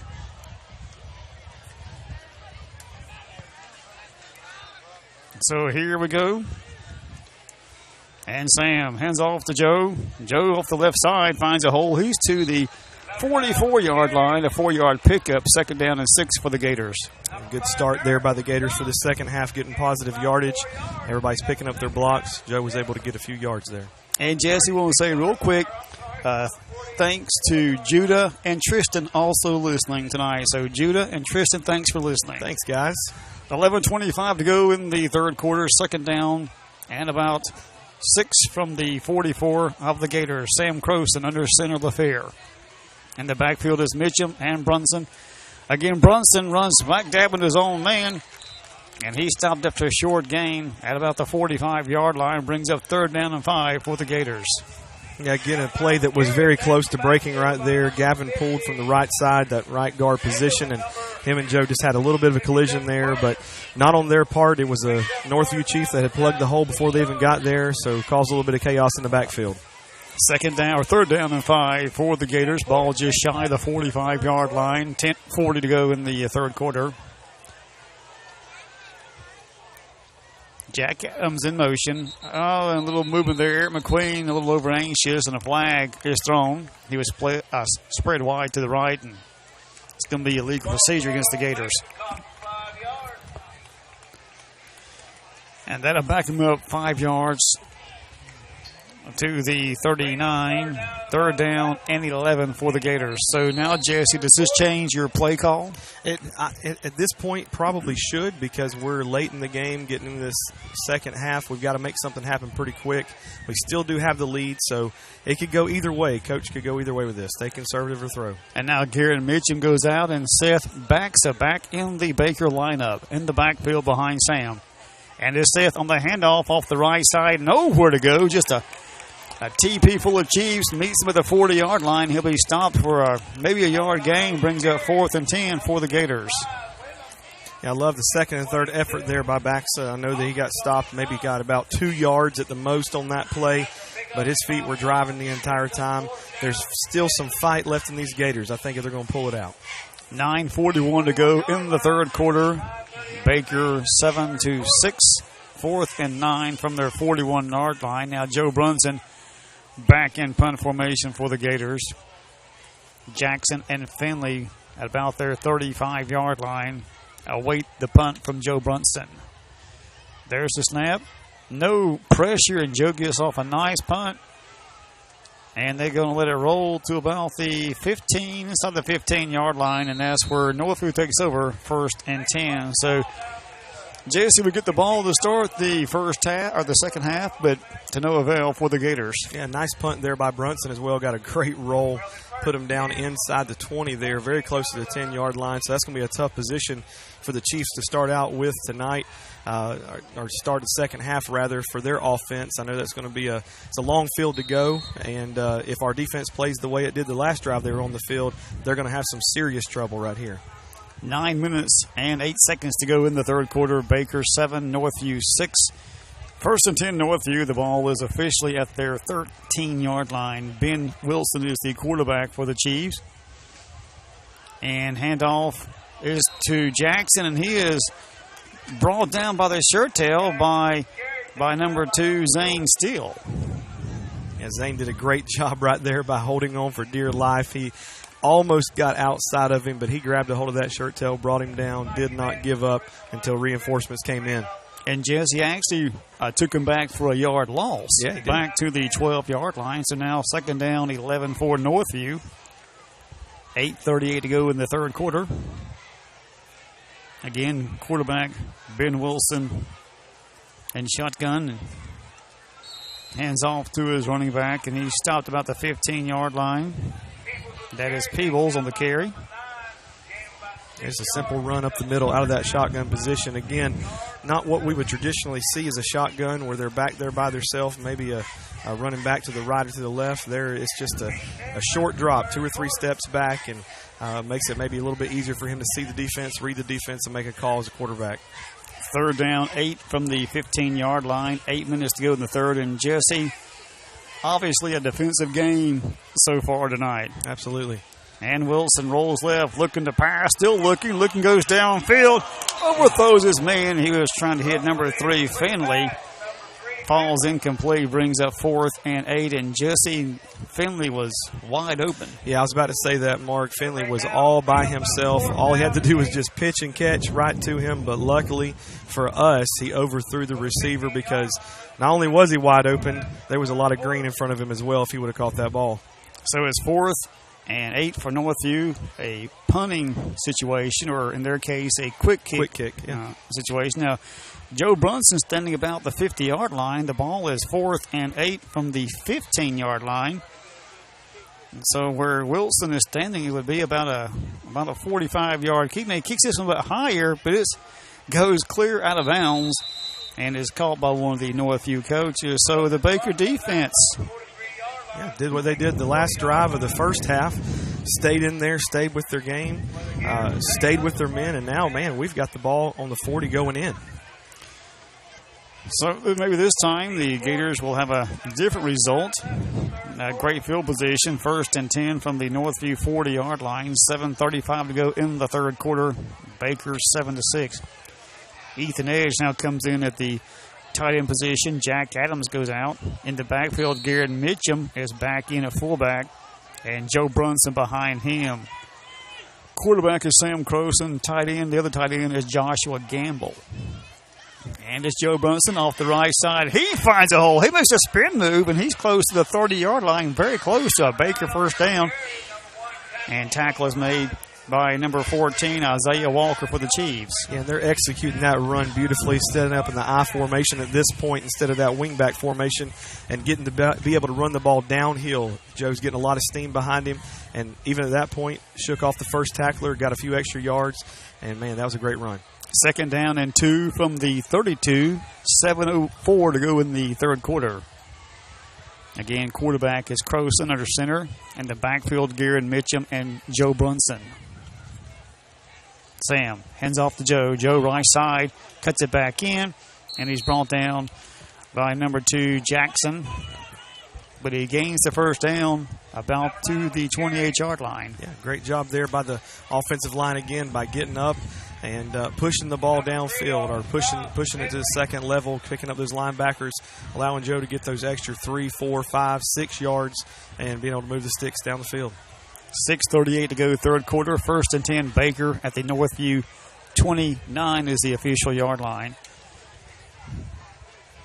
Now Jack Adams back in. Croson, Mitchum, and Brunson in the backfield. And it's Brunson again, right side. Breaks one tackle, makes a spin move, and he breaks another, and then he's finally brought down close to the 25-yard line. So Joe showing that power and that strength, Jesse. Yeah, all that off-season weightlifting right there pays off in that moment for him to be able to, because that could have turned out a lot different, Mark. He could have been stopped right there in the backfield. They hit him initially and shook that off and picked up 3 or 4 yards, it looks like. It is 2nd down officially, Jesse, about 5 yards, looks like, from the 24-yard line. 2nd down 5 from the 24. Clock rolling at 5:51 to go in the third quarter. And Sam with that long snap count. A couple of Chiefs jumped, but didn't quite jump all sides.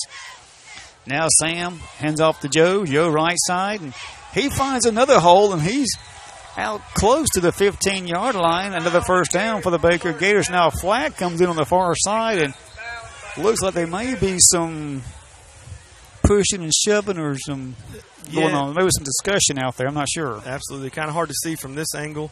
I don't know if Robbie might have had a good eye on that there. No, I didn't. The coach is standing right here in front of me, so I couldn't see what happened right there on the sideline. Well, Robbie, you better tighten up, son. You better tighten up. Well, you know, they kind of get in the way, but looks like the officials are talking about it, so we'll get some official word here in just a few moments. Well, if the play stands, it should be a first down run for Joe Brunson. Sure, it was a great job again there by Carter Mason pulling from that left side, and then the right tackle and right guard Dustin and Gavin being able to lead the way. And again, they're getting those second-level blocks, Mark, on these runs, and it's very good for them. It is unsportsmanlike against Baker, and the white hat talking to Coach Brunson, and Coach Brunson very animated over there. Not sure who it was against, but it was against the Gators. Yeah, guys, I think I know who it was against. I'm just not going to say, but I think Coach Brunson just took care of it. I'm sure he did. So that will march them back to the Northview 29-yard line.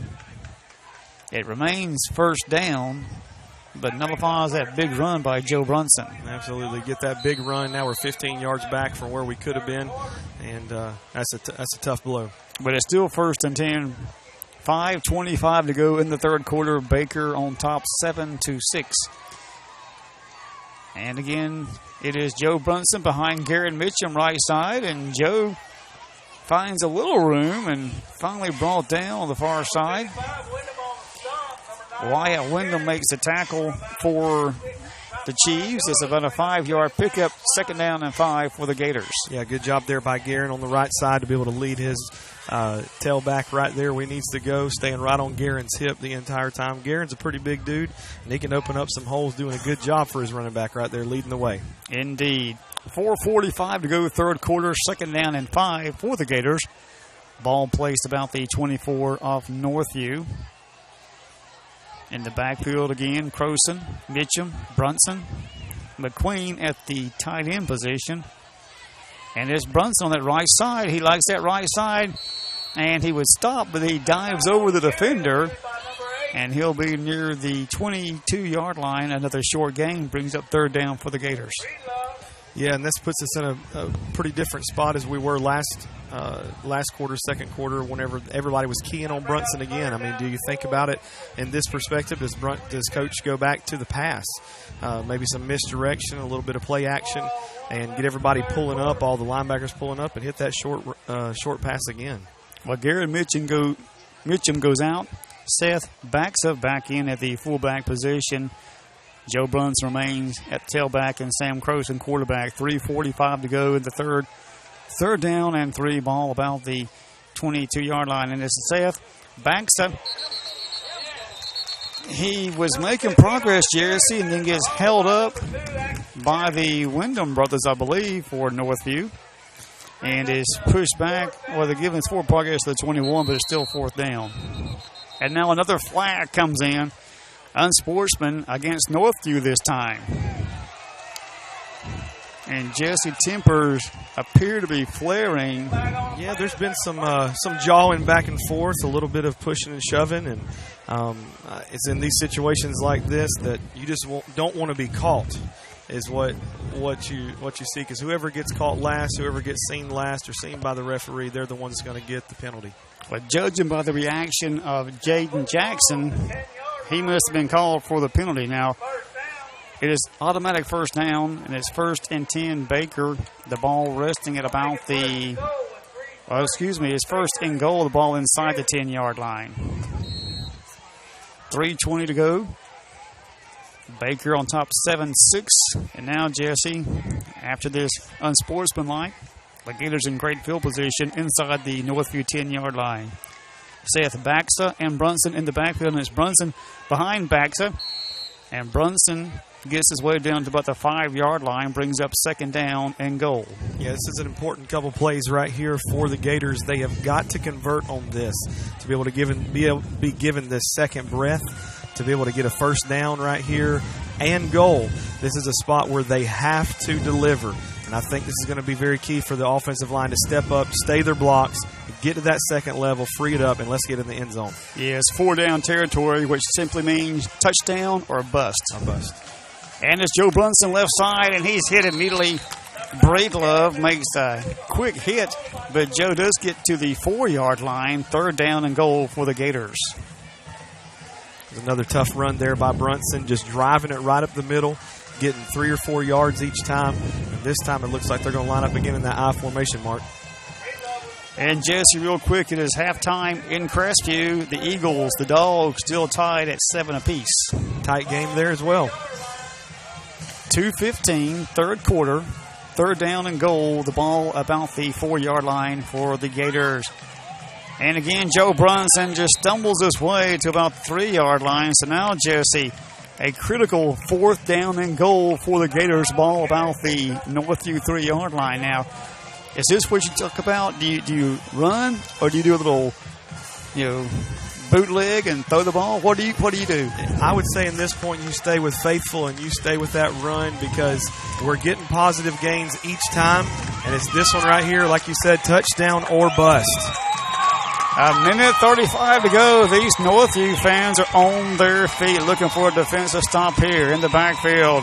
It is Croson, Baxa, and Brunson. And Brunson has the ball, and he is stopped. No, I'm sorry. He is in the end zone. Yeah, got that touchdown. I was listening to the Northview fans. We're on the wrong side tonight, or the other side anyway. So Joe Brunson pounds it and pounds it and pounds it with 1:18, Jesse. Finally finds that goal line. 4 straight plays inside the 10-yard line there, and man, he had some tough runs. The defense did a great job there, but again, the Gators, that strength, being able to power them out right there to get a touchdown for the Gators. And now Pierce Thompson for the extra point. The kick is up. This one is prettier and is good. A minute 18 left in the third quarter. Your new score now, Baker 14 and Northview 6. Back in a moment. WTJT is honored to recognize the support of Adams Sanitation to this ministry. Adams is locally owned and operated and has been for more than 35 years. They offer twice weekly pickup featuring automated trucks. No bagging of trash required. Adams also offers complimentary pickup of small bulk items, appliances, bagged yard waste, plus complimentary service to any church within their service area. They have 65 or 96-gallon rolling cans and pricing plans specifically for the senior 65 and older. The phone number to Adams Sanitation is 537-3282. The website is adamsanitation.com. WTJT and the Baker Gators are proud to recognize Baker Parts in downtown Baker as a sponsor of live coverage of Baker Gator football. Baker Parts has auto parts and hardware for all household needs. Baker Parts is located at 1304 Georgia Avenue in Baker, and their phone number is 537-3131 or 537-4231. Thanks, Danny, and all the staff at Baker Parts for helping to make coverage of Baker Gator football possible on WTJT. WTJT would like to send a special thanks to CCSI of Christie, Florida, as businesses like you do all your support that makes this live coverage of the Baker Gators Friday Night Football possible. And welcome back to Northview. A minute 18 left in this third quarter. Baker, a little breathing room now, Jesse. They lead 14-6. Touchdowns from Jack Adams and from Joe Brunson. And now the Gators set to kick off to the Northview Chiefs. And Jesse, we talked about Joe Brunson running, and I know you've already done this, but that offensive line, what a job those guys are doing. I'm telling you, they're doing a fantastic job staying with their blocks. Very impressed by their play. Yeah, you're talking about Ethan Cadenhead, Carter Mason, Dylan LaFear, Gavin Vaccarello, and Dustin Oglesby. And the pooch kick by Pierce Thompson is taken by Breedlove near the 38-yard line, and a lot of bodies down there, Jesse, on that tackle. Yeah, it looks like maybe one of the Northview Chiefs was down there, but looks like he's up and walking and coming back toward the sidelines. Maybe he just lost his helmet and was trying to figure out where he was at. Looks like he's staying in the game. A minute 8 left in the third quarter. Baker on top 14-6, and the Chiefs had the ball 1st and 10 from their 39-yard line. So, Jesse, I like what you were talking about earlier, how the Gators, Coach Brunson, they run, and then they open up that pass play, that touchdown pass play from Sam to Jack, and really caught Northview off guard like you were talking about. Sure. Wilson hands off to Jackson. Jackson's across the 50, the 40, the 30, the 20. He'll go all the way. 61 yards, touchdown, Jaden Jackson and the Northview Chiefs. So just like that, Jesse, Northview gets right back in it. Yeah, you have to know that big play is coming at some point in these type of games, these rivalry games like that. I just have to commend him. Great run by Jackson there. Man, his speed is absolutely incredible. But give credit again to his offensive line as well. They opened up a huge hole. Man, just a big hole. A great opportunity for him right there, and he took it to the house for the Chiefs. A 61-yard run. First play from the scrimmage. 54 seconds. Now they're down 14-12 and appear to be going for the two-point conversion. Quarterback Ben Wilson is in shotgun, and Jackson is behind him. And he hands it off to Finley. It's fumbled. And it's recovered by Northview, but it does not matter because a two-point try. So, Jesse, back-to-back two-point conversions failed. Yeah, and that leaves the Gators up 14-12 at this point. So, great job again by Pierce Thompson for connecting on both of our extra points to put us up by 2 points right now. And that's a great play by the Baker defense. Jesse, I believe that might have been Devin Jordan that broke through there and caused that fumble, that turmoil. Yeah, quite a bit of misdirection there by the Chiefs on their offensive play, and that was a great design, just did not get executed the way that they anticipated it, and right in the midst of their confusion, the Gator defense was all over it. 54 seconds to go, third quarter. Baker 14, Northview 12, and we'll take a quick break. Be right back. WTJT would like to send a special thanks to CCSI of Crestview, Florida, as businesses like you do all your support that makes this live coverage of the Baker Gators Friday Night Football possible. WTJT is honored to recognize a donation from Edge Painting Incorporated. Derek and his crew specialize in interior and exterior repaints, pressure washing, cabinet refinishing, wood and concrete staining, just to name a few. Edge Painting Incorporated has you covered. The number to schedule your free estimate is 850-537-2396. 850-537-2396. Owners Derek and Nikki Edge are proud supporters of Baker Athletics. Go Gators! And welcome back to Northview with 54 seconds left in the third quarter. Baker on top, 14-12. Back-to-back two-point conversions by Northview, no good, and that is our difference in the ball game. And now Northview set to kick off. Joe Brunson and Jack Adams back deep. And this will be Jack Adams at his 15-yard line. 20, 25, cuts it up, 30, 35, still going, and forced out of bounds near the 40-yard line. Great return by Jack Adams. Yeah, they're giving us a very good field position every single time the special teams have touched the ball in these returns. Man, they're getting some yards. Very good job on the return team by setting up some blocks and allowing our guys to get to the edge and turn on those burners right there to get some extra yards down the field. It is 1st and 10 Baker from their 37-yard line with 45 seconds left in this third quarter. Baker 14 and Northview 12. And Robbie, you got anything for us? Yeah, guys, big drive there for the Gators. Of course, Northview comes right back and gets that touchdown, but the Gators need to do that one more time, run a lot of clock off. They run about a 7-minute drive, that last drive, and if they can do that again and punch it in the end zone, give Northview less time to work with. That's a great point, Robbie. 45 seconds left. Sam Croson under center. Garrett Mitchum at fullback. Joe Brunson in motion, right side.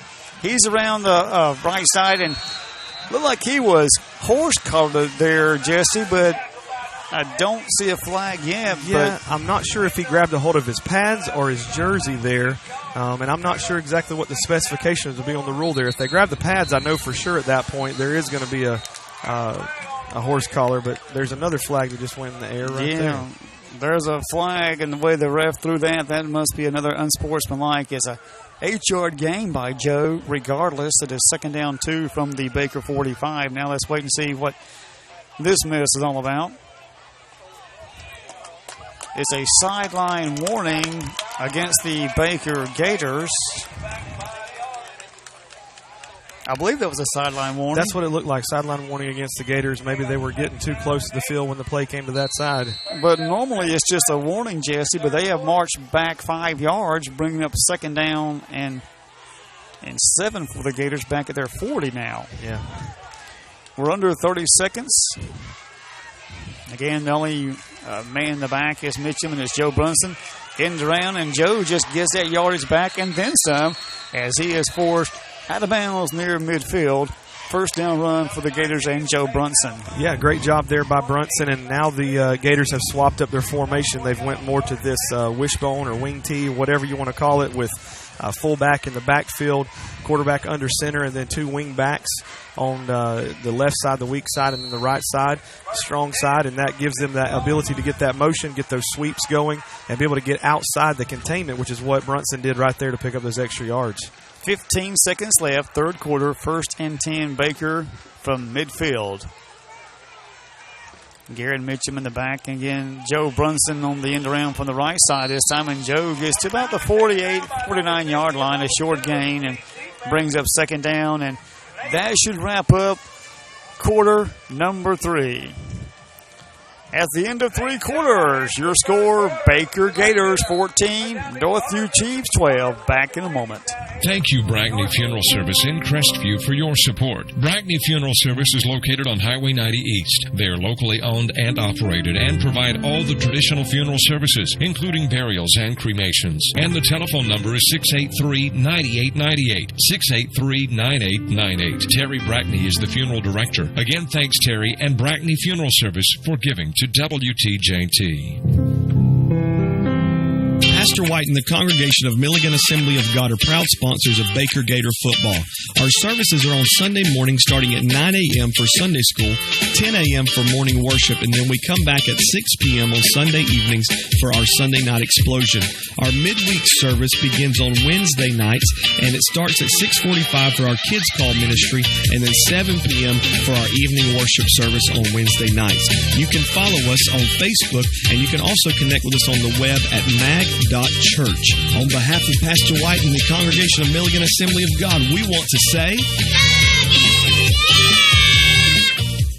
WTJT would like to say thank you to the Okaloosa County Teachers Federal Credit Union for supporting our coverage of Baker Gator football. Okaloosa County Teachers Federal Credit Union offers a wide variety of financial services with 4 locations, including the Baker branch location at the entrance to Baker School next to the Gator Cafe. They can be reached at 850-537-9815 or on the web at OkaloosaFCU.org. You can be a member of the credit union if you live, work, or worship or attend school in Okaloosa County. For all your financial needs, it's Okaloosa County Teachers Federal Credit Union, achieving goals together.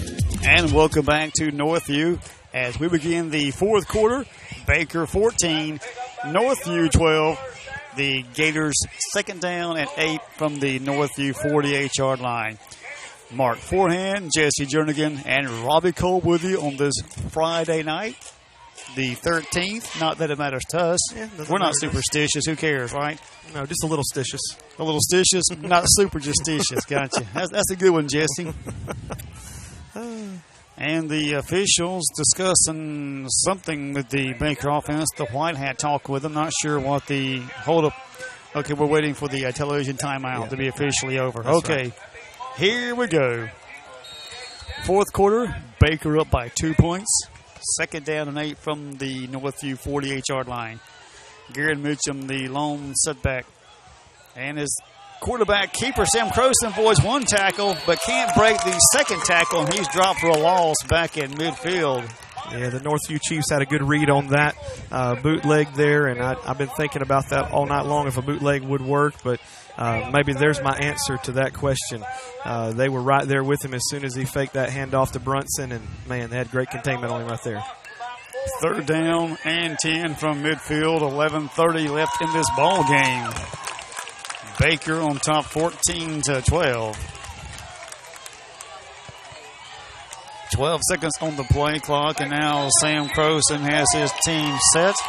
Again, Garrett Mitchum, the lone setback. Brunson in motion.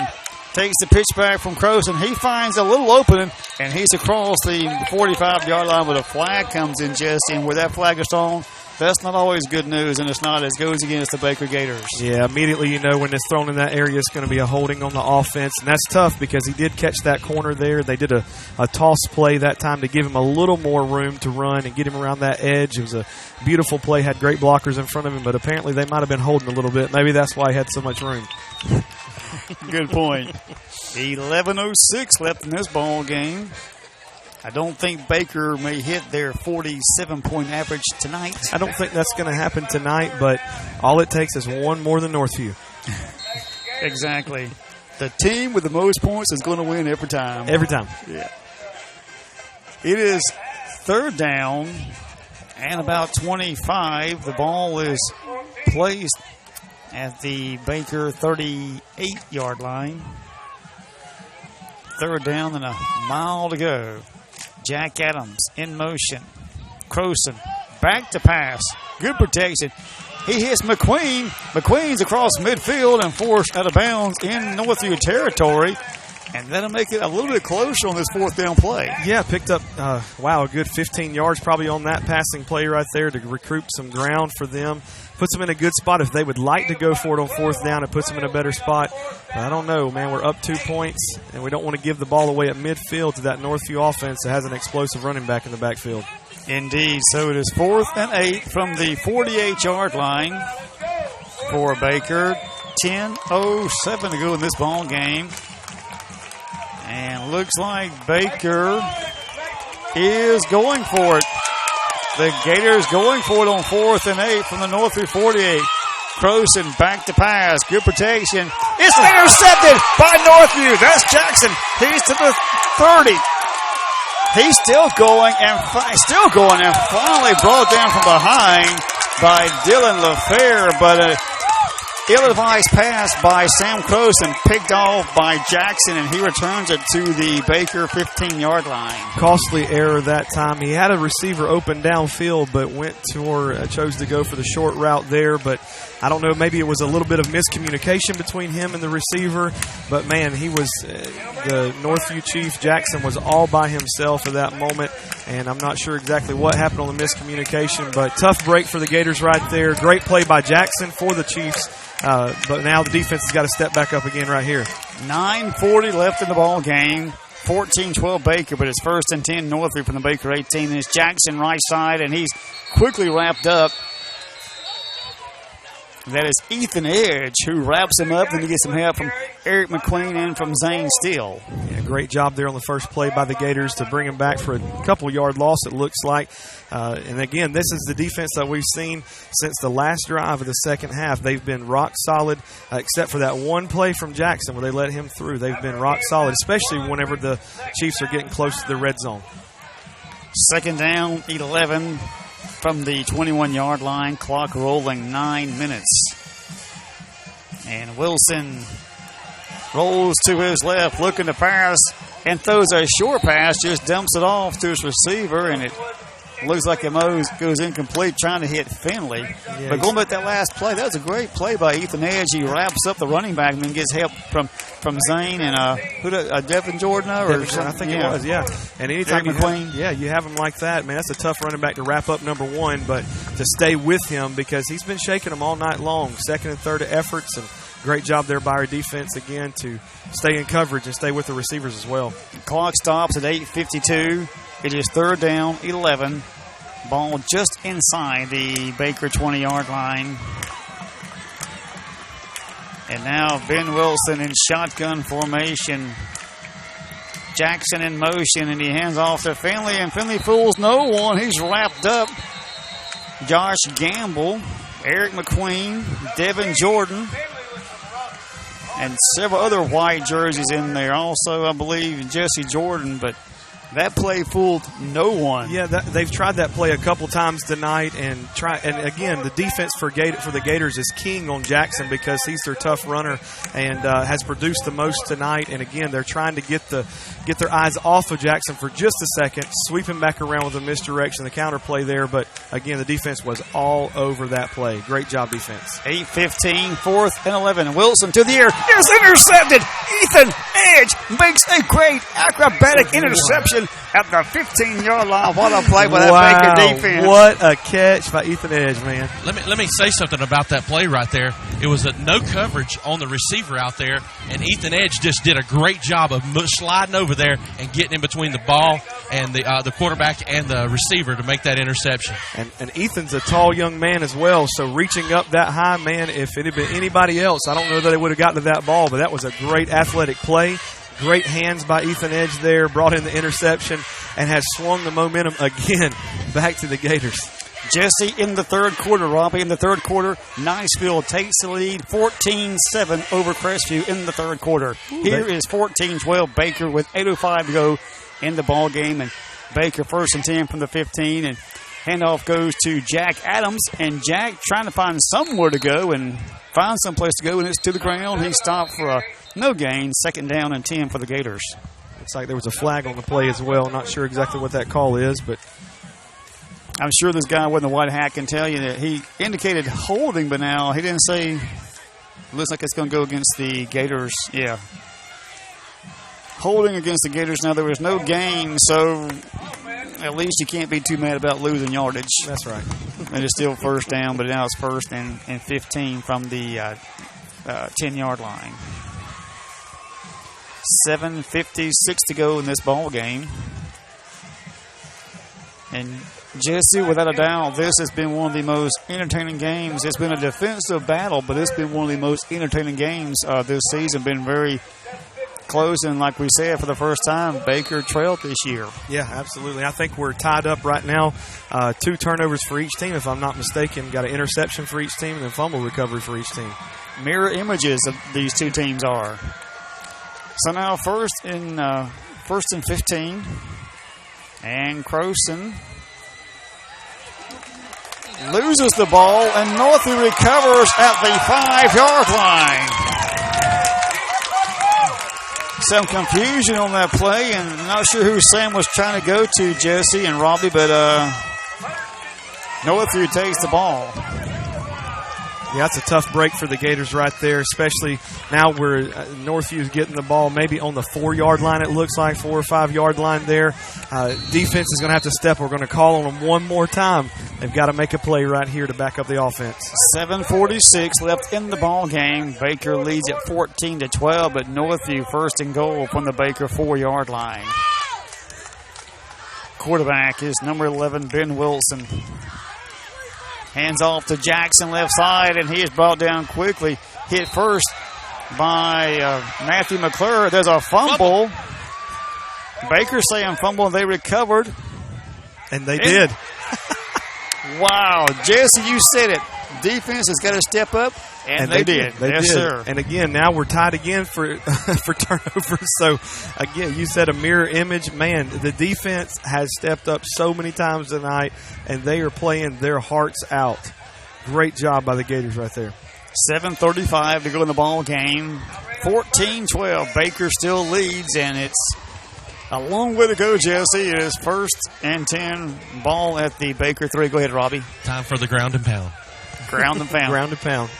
He is so proud of himself, isn't he? I'm so proud of him that he came up with some words and put them into a sentence. That's so good. Careful, you guys went to the same school now, so be careful. Well, that's true. Wait a second. That's common for us then, Robbie. Yeah. And there's a timeout taken by Baker. We'll take it as well. Back in a moment. We are proud to acknowledge the support of Whitehurst Powell Funeral Home in Crestview. They are a family-owned and operated funeral home, open 7 days a week, and can handle all funeral needs. Plus, they offer advanced planning. Whitehurst Powell is also home to the Southern Heritage Crematory. They are located at 436 James Lee Boulevard, and the phone number is 850-682-3052. Owner Andy Powell is committed to caring for you in your time of need, and is also proud to help make coverage of Baker Gator football possible. One of our sponsors this year for our live coverage of Baker Gator varsity football is Wise Equipment in Crestview. Wise Equipment specializes in sales and services of Kubota and John Deere mowers and tractors. They carry Steel and John Deere chainsaws, line trimmers, and blowers. Plus, they have John Deere toys. All products are backed by a manufacturer's warranty. Wise Equipment is located at 1147 South Verdon Boulevard in Crestview and can be reached at 850-682-3366. And welcome back to Northview. 7:35 to go in the ball game.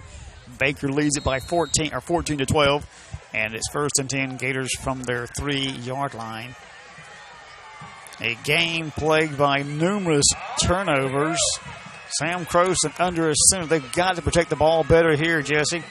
And it is Joe Brunson, right side. Joe finds a hole, a second hole. Joe still going, cuts it back to the middle of the field, and Joe's out across the 20-yard line, and about a 17-yard run there, guys, and got some breathing room now. Whew, man, that makes me nervous every time I see that ball hanging out there, and he held on that ball the entire time. They were trying to strip it with every single tackler that came by him, every single chief that was there, but he did a great job on that. There is an official timeout. There's an injured chief on the ground. We'll take it as well and be right back after this. Staff here at WTJT would like to say thank you to Health Smart Pharmacy and Melody Thompson for their support of WTJT and this year's live coverage of Baker Gator varsity football. Health Smart Pharmacy offers a wide range of products and services. Not only can they meet your pharmaceutical needs, they also have products such as Simple Southern t-shirts, You Might Be, gift cards, and mugs. They also have Sorelli and other fashion jewelry. They have collegiate items as well as country western gifts for your favorite cowboy or cowgirl. And of course, they have t-shirts for our local Baker Gators. Health Smart Pharmacy is located on the left just through the light in downtown Baker and can be reached by phone at 850-537-6266. Thanks again to Health Smart Pharmacy for your support of WTJT and our local football team.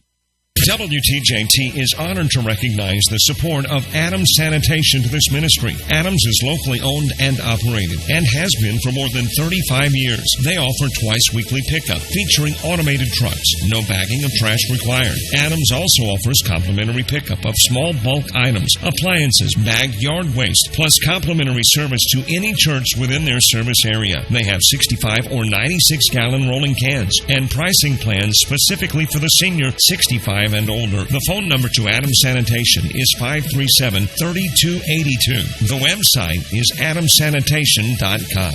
And welcome back to Northview. After an injury timeout, the Northview player is up on his own and walking off, so that's always a good sign. 1st and 10 after about a 17-yard run by Joe Brunson gives the Gators some breathing room. They're out just shy of the 20-yard line, 1st and 10. Sam Croson under his center. McQueen in motion. McQueen takes the ball left side. He finds a hole, and he's out to about the 30-yard line before being tackled by Northview. Got some of those fresh legs in there now marking this fourth quarter, and I think that's what Coach Brunson was talking about in the pregame, that, man, when it gets to that fourth quarter, we're going to have some fresh legs get in there and people pound it. And as Robbie said, we'll use it again, man, the ground and pound. Isaiah Walker makes the tackle. Go ahead, Robbie. You want to say something, don't you?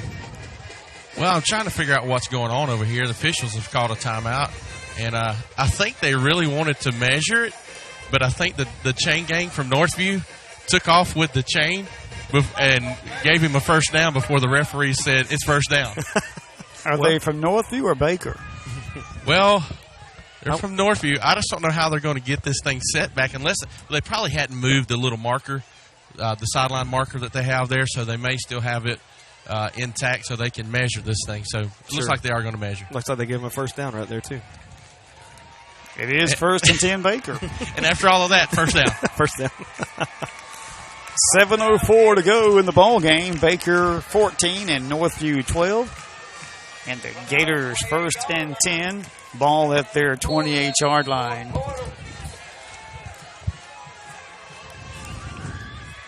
Ashton Morrison split wide to the right. Garrett Mitchum in the backfield behind Sam Croson. Joe Brunson and Eric McQueen at the wingback. McQueen on the handoff, and he is stopped immediately at the line of scrimmage. No gain, brings up 2nd down. A great defensive stand by Northview.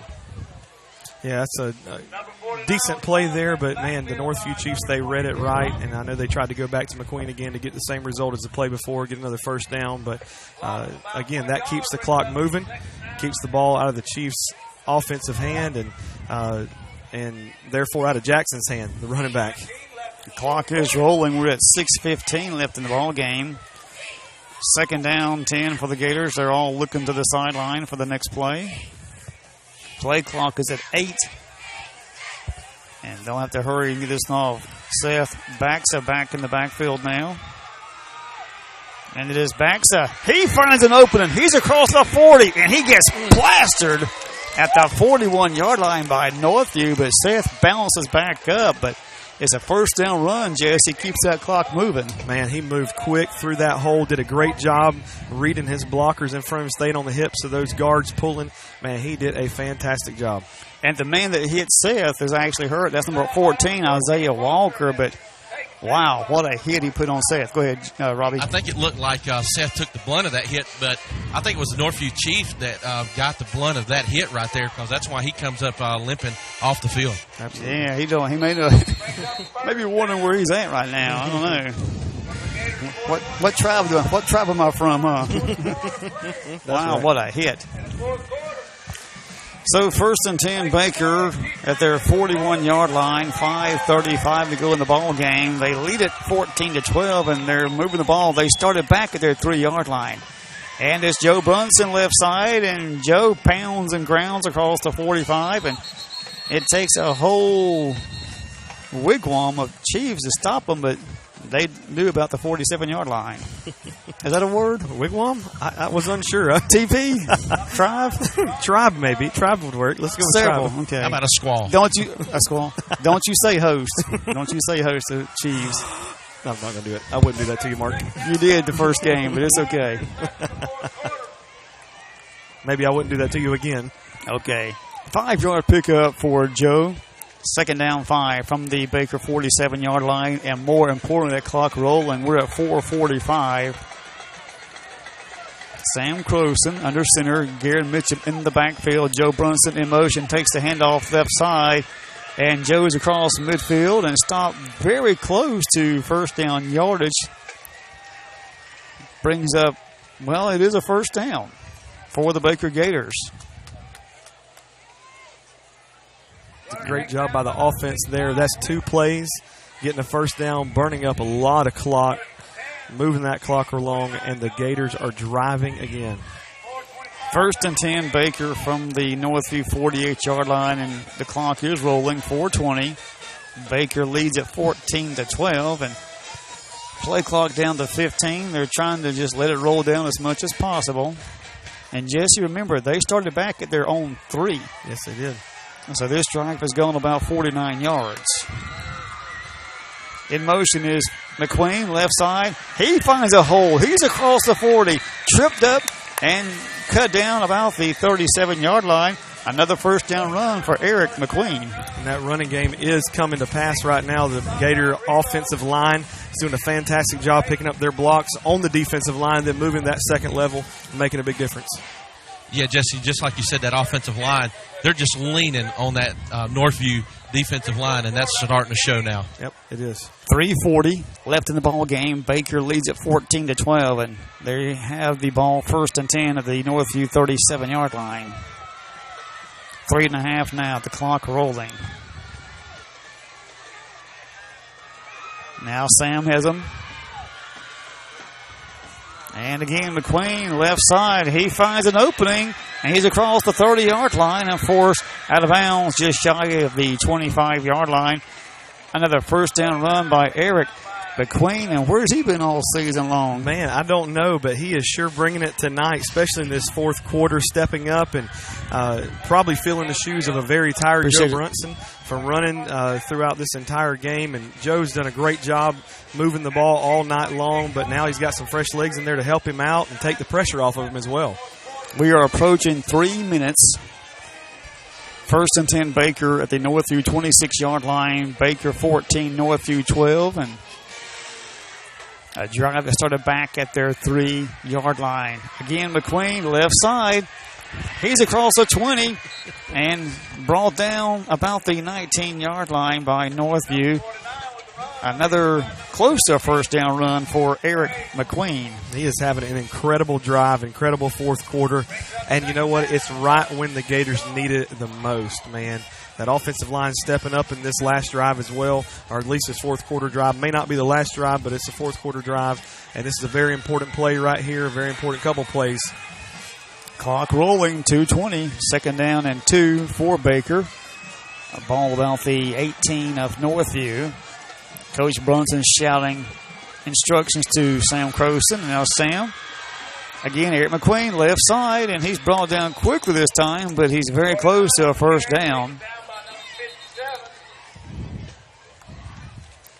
And now the clock under 2 minutes. And timeout taken by Northview. Baker up 14-12. Back in a moment. WTJT and the Baker Gators are proud to recognize Baker Parts in downtown Baker as a sponsor of live coverage of Baker Gator football. Baker Parts has auto parts and hardware for all household needs. Baker Parts is located at 1304 Georgia Avenue in Baker, and their phone number is 537-3131 or 537-4231. Thanks, Danny, and all the staff at Baker Parts for helping to make coverage of Baker Gator football possible on WTJT. Hi, this is Tony from Baker Feed and Country Store. The Baker Gator football season is back, and we are proud supporters of WTJT's live Baker Gator football program. Baker Feed and Country Store has all your fall food plot, seed, and fertilizer needs, along with corn, rice bran, pellets, and blocks. We carry Justin boots, belts, wallets, and Wrangler jeans. Baker Feed and Country Store is located on the right at the light in downtown Baker and can be reached by phone 537-1000. Again, that's 537-1000. Go Gators! And welcome back to Northview. During the timeout, Jesse, another unsportsmanlike flag was thrown, this one against Northview, and it gives the Gators first. I believe it's going to be first and goal just inside the 10-yard line. And remember, back at their 3 is where they started, and they are inside the 10-yard line. Incredible drive by the Gators. And the clock at 1:58. Again, Eric McQueen left side, and he is cut down just shy of the goal line. Be about the 1-yard line. Guys, they're signaling a touchback over there. He obviously fumbled the ball, and it went through the end zone. So that's all I can tell you. Well, this sparks life into the Northview Chiefs and their fans. There's still 1:49. So if that's the case, Robbie, it'll be 1st and 10 Northview from their 20-yard line, correct? Yeah, there's the official call. Yeah, that's going to be right. It's going to be Chiefs ball at the 20-yard line.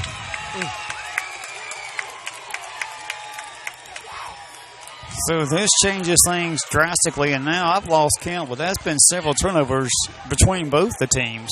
Sure. I think we're probably up to 4 turnovers for the Gators now, and I think 3 for the Chiefs tonight.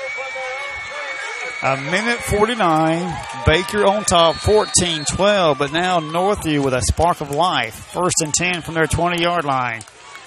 Your quarterback is Ben Wilson. And he hands off to Jackson right side, and Jackson is brought down quickly. Nice tackle by, I believe that's number 11.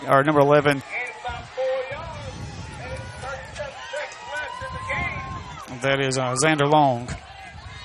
Sorry, I had a brain freeze there. It's okay. So about a 4-yard pickup brings up 2nd down, 6 from the 24. Wilson back to pass, going deep. Downfield for Breedlove. He can't make the grab. A great defensive play by Xander Long. Man, great play by Xander right there. Got his hands right up in his face at the last second.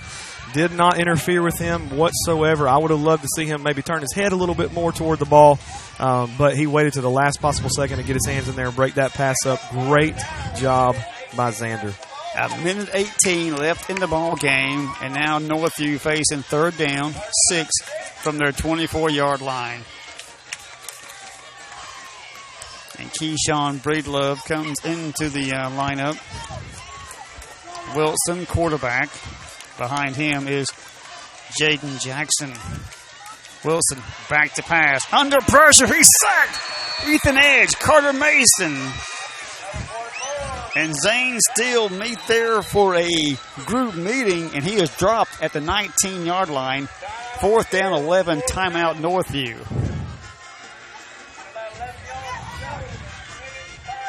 Yeah, guys, the defense just right there just stood up, bowed up, and got in the backfield, put the pressure on the quarterback, and a great job, too, by the defensive backs to cover their receivers and not give them anywhere to throw the football. But you're right, Robbie, a great defensive stand by that front 5 there. Now the clock is stopped at 65 seconds.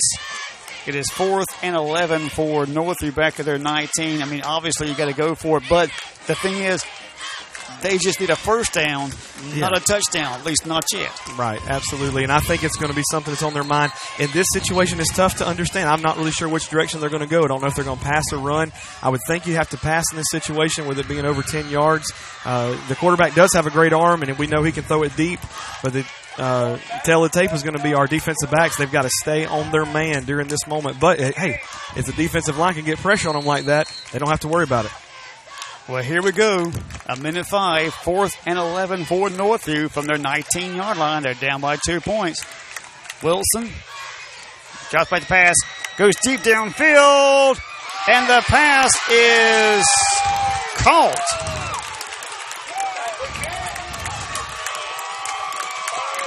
Jaden Jackson makes a great catch at his 43-yard line. So it's 1st and 10 Northview. 55 seconds to go in this ball game. They're down 14-12 to Baker. I'll say that was great coverage there by Bodie Kolb. Not a whole lot he can do. He just made a fantastic catch for the Chiefs. Yeah, Bodie Kolb was right there on his man. Wilson, low snap, stumbles, gets the ball off, and it's over the head of Jackson. And Jack Adams back there on coverage, but that play looked bad from again.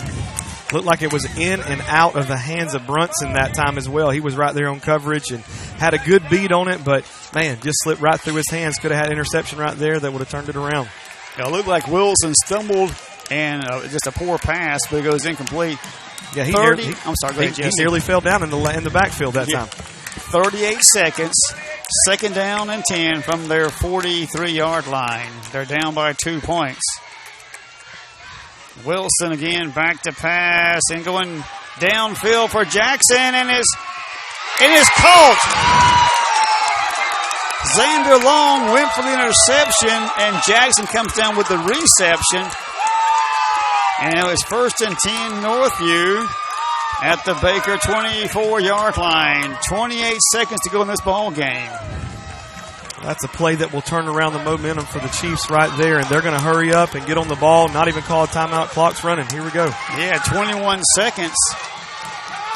Wilson takes the snap, under pressure, throws the ball downfield, and is knocked away by Xander Long and Joe Brunson. Intended for Jackson. A lot of contact there, but no flags. It was just a good no call.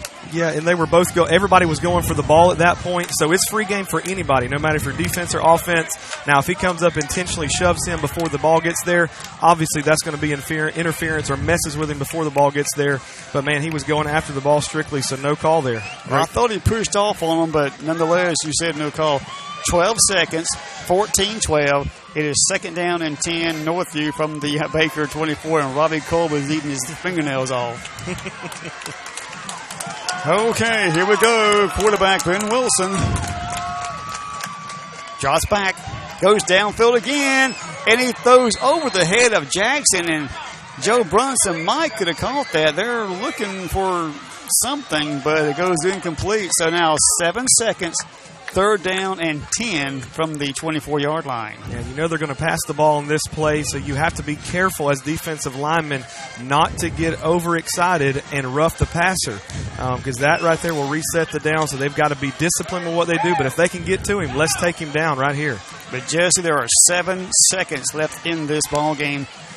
This might be the last play of the game. Here's Wilson going through the air. It's intercepted. Bodie Kolb with the game-ending interception. Wow. And that stops the drive and ends the game. Way to go. How about that, Robbie Kolb? That's what I'm talking about. You know, just getting in position and sealing the deal. Wow, and you got to feel for the Chiefs. Jesse, they played a great game. It's one of those games where it came down to the very last play, but what a play by Bodie Kolb. And the pass from Ben Wilson, it looked like it was going right for Bodie. Yeah. But wow, what a play. And that ends the game. So Baker will stay undefeated. They go to 3-0. Northview drops to 1-2. They go to Holmes County next week. Baker is at home for homecoming to face Cottondale. But Jesse, wow, what a game. What a finish. They keep their undefeated streak going for this year, and their undefeated streak, I guess, extends now in the regular season to what, 32 games? 32, right. So yes. Amazing play by both teams. Offense and defense of both sides played a great game. I mean, and again, literally the last play of the game, and the ball fell right in the hands of Bodie Kolb. And I know we've got one excited sideline reporter down there that he's looking to find Coach Brunson and talk to him for a minute. But, man, what a great game. What a great game. And Jesse, while Robbie's looking for Coach, in the fourth quarter, 4:28 to go, it is now Niceville 17, Crestview 7. So Crestview could possibly fall to, I believe, 1-3. They've won 1 and lost 2, so they're in danger of losing their third game this year. But Niceville 17-7 late in the fourth quarter. And wow, once again here, your final score is Baker 14, Northview 12. Now, Robbie, let us know when you're ready, and we'll come to you. But, Jesse, wow, when this game kicked off, did you think that it would end like this? In my heart, I was hoping it would be a close game all the way. I know you always want to see the Gators go out on top, and win big is always exciting, and it makes you feel good about your team. But, man, to watch them fight all the way to the end like this, Mark, that just makes me proud of them, to let me know that they do not give up, and that's what champions do, man. They go all the way to the end of it, they hold it out, and they do a great job. And, Jesse, literally the two-point conversions is what was the difference. That's exactly right. And you said it early in the game, when it was 6-0, you said at 1 point to make a difference. And it did. But our hats off to the Chiefs. Jesse, they've got nothing to hang their head about. These guys played great, and they're winners. I mean, this game could easily win either way. And absolutely, like last year, I think you mentioned it was 35-7 last year against the Chiefs for Baker for the win rather. And so we see a much improved Northview Chiefs team here. And I know Jackson is a fantastic athlete. And that one run that he made that was, blaring down the field. He did a great job on that, did a great job all night. But, man, the Baker Gators pulled it off right there at the end of the game. Go ahead, Robbie. Yeah, guys, I'm not sure what the trophy presentation they're fixing to present here to Coach Brunson and to this Baker Gator football team unless this game has a trophy. Or is it Friday Night Rivals trophy? Is that what it is? That could be what it is, yeah. Looks like he pulled all of his seniors over there maybe, or... Yeah. It is on Channel 35 out of Pensacola, the sister station to Channel 3, and he could be right. It could be the Friday Night Rival champion trophy. But again, Jesse, wow, what a great game. I mean, what can you say? So many players stepped up for us offensively and defensively. We saw Ethan Edge, Bodie Cole make some great plays on defense, along with Matthew McClure, and also on offense, Eric McQueen. Wow, good. Yes. Where's he been all season? Yeah, that running ability that he showed tonight was absolutely incredible. We just think, he's going to do a great job. Okay, here's Robbie and Coach Matt Brunson. Robbie, go ahead. Well, Coach, wow, what a ball game. I bit all of my nails off there in that one, Coach, but great job by your defense just continuing to stand up when they needed to. Yeah, we fought through some heat, exhaustion, some errors. We turned it over, which is uncharacteristic, but the guys finished the game, and I couldn't be more prouder of their effort, and it was just an awesome team win. And, again, to be a great team and to be something special, you got to fight through some adversity, and we definitely did that tonight, so it was awesome. And, Coach, how do you build off a game like this, like you said, fighting through that adversity? Yeah, we'll definitely have some momentum going into our home stand next week. I think we got Cottondale for homecoming, and then we got Jay coming over. A couple more games before we start conference play, but we will definitely enjoy this one and try to build on it. We did some great things and some stuff we got to clean up for sure. All right, Coach, congratulations on a big win. All right, thanks. And thanks, Robbie Cole. Jesse, any final thoughts? What Coach said and what Robbie just talked about right there, this is something that we can build on, that we can come into a opposing team stadium that is clearly a very good football team, fantastically coached. I mean, they just did a great job, great offense, great defense, and then persevere through the adversity like Coach talked about. And that's one thing I think we're absolutely going to need for that conference play that's coming up that Coach mentioned, and then for the high school playoffs. Well, Jesse, I said it in the pregame, this is our first road game and our first real test, and I did not realize just how right I was about that. This was a real test. And to see the guys step up, Coach was right. There's a lot of penalties, a lot of turnovers, both sides. But when it came down to crunch time, Baker was able to hold on and take this win. Absolutely. Well, once again, Northview will go to Holmes County next week, and Baker homecoming versus Cottondale Hornets. So for Robbie Kolb, Jesse Jernigan, I'm Mark Forehand. Thanks for listening. Have a great weekend. See you next Friday. WTJT would like to thank Jason Norton and Baker Metalworks for allowing us to bring live Baker Gator football coverage to the listeners of WTJT. Baker Metalworks offers a large variety of colors, and they are all Energy Star rated. They have 4 profile styles with 29 and 26 gauge. They also have delivery available, and all of their materials are Florida product approved. Baker Metalworks is located at 5846 Highway 189 in Baker. They can be reached by phone at 850-537-2010. Thanks again to Baker Metalworks for all of your support here at WTJT. Thank you, Brackney Funeral Service in Crestview, for your support. Brackney Funeral Service is located on Highway 90 East. They are locally owned and operated and provide all the traditional funeral services, including burials and cremations. And the telephone number is 683-9898. 683-9898. Terry Brackney is the funeral director. Again, thanks, Terry and Brackney Funeral Service for giving to WTJT. WTJT would like to send a special thanks to CCSI of Crestview, Florida, as businesses like you do all your support that makes this live coverage of the Baker Gators Friday Night Football possible. WTJT is honored to recognize a donation from Edge Painting Incorporated. Derek and his crew specialize in interior and exterior repaints, pressure washing, cabinet refinishing, wood and concrete staining, just to name a few. Edge Painting Incorporated has you covered. The number to schedule your free estimate is 850-537-2396. 850-537-2396. Owners Derek and Nikki Edge are proud supporters of Baker Athletics. Go Gators! Pastor White and the congregation of Milligan Assembly of God are proud sponsors of Baker Gator football. Our services are on Sunday morning starting at 9 a.m. for Sunday school, 10 a.m. for morning worship, and then we come back at 6 p.m. on Sunday evenings for our Sunday night explosion. Our midweek service begins on Wednesday nights, and it starts at 6:45 for our kids' call ministry, and then 7 p.m. for our evening worship service on Wednesday nights. You can follow us on Facebook, and you can also connect with us on the web at mag.church. On behalf of Pastor White and the congregation of Milligan Assembly of God, we want to say...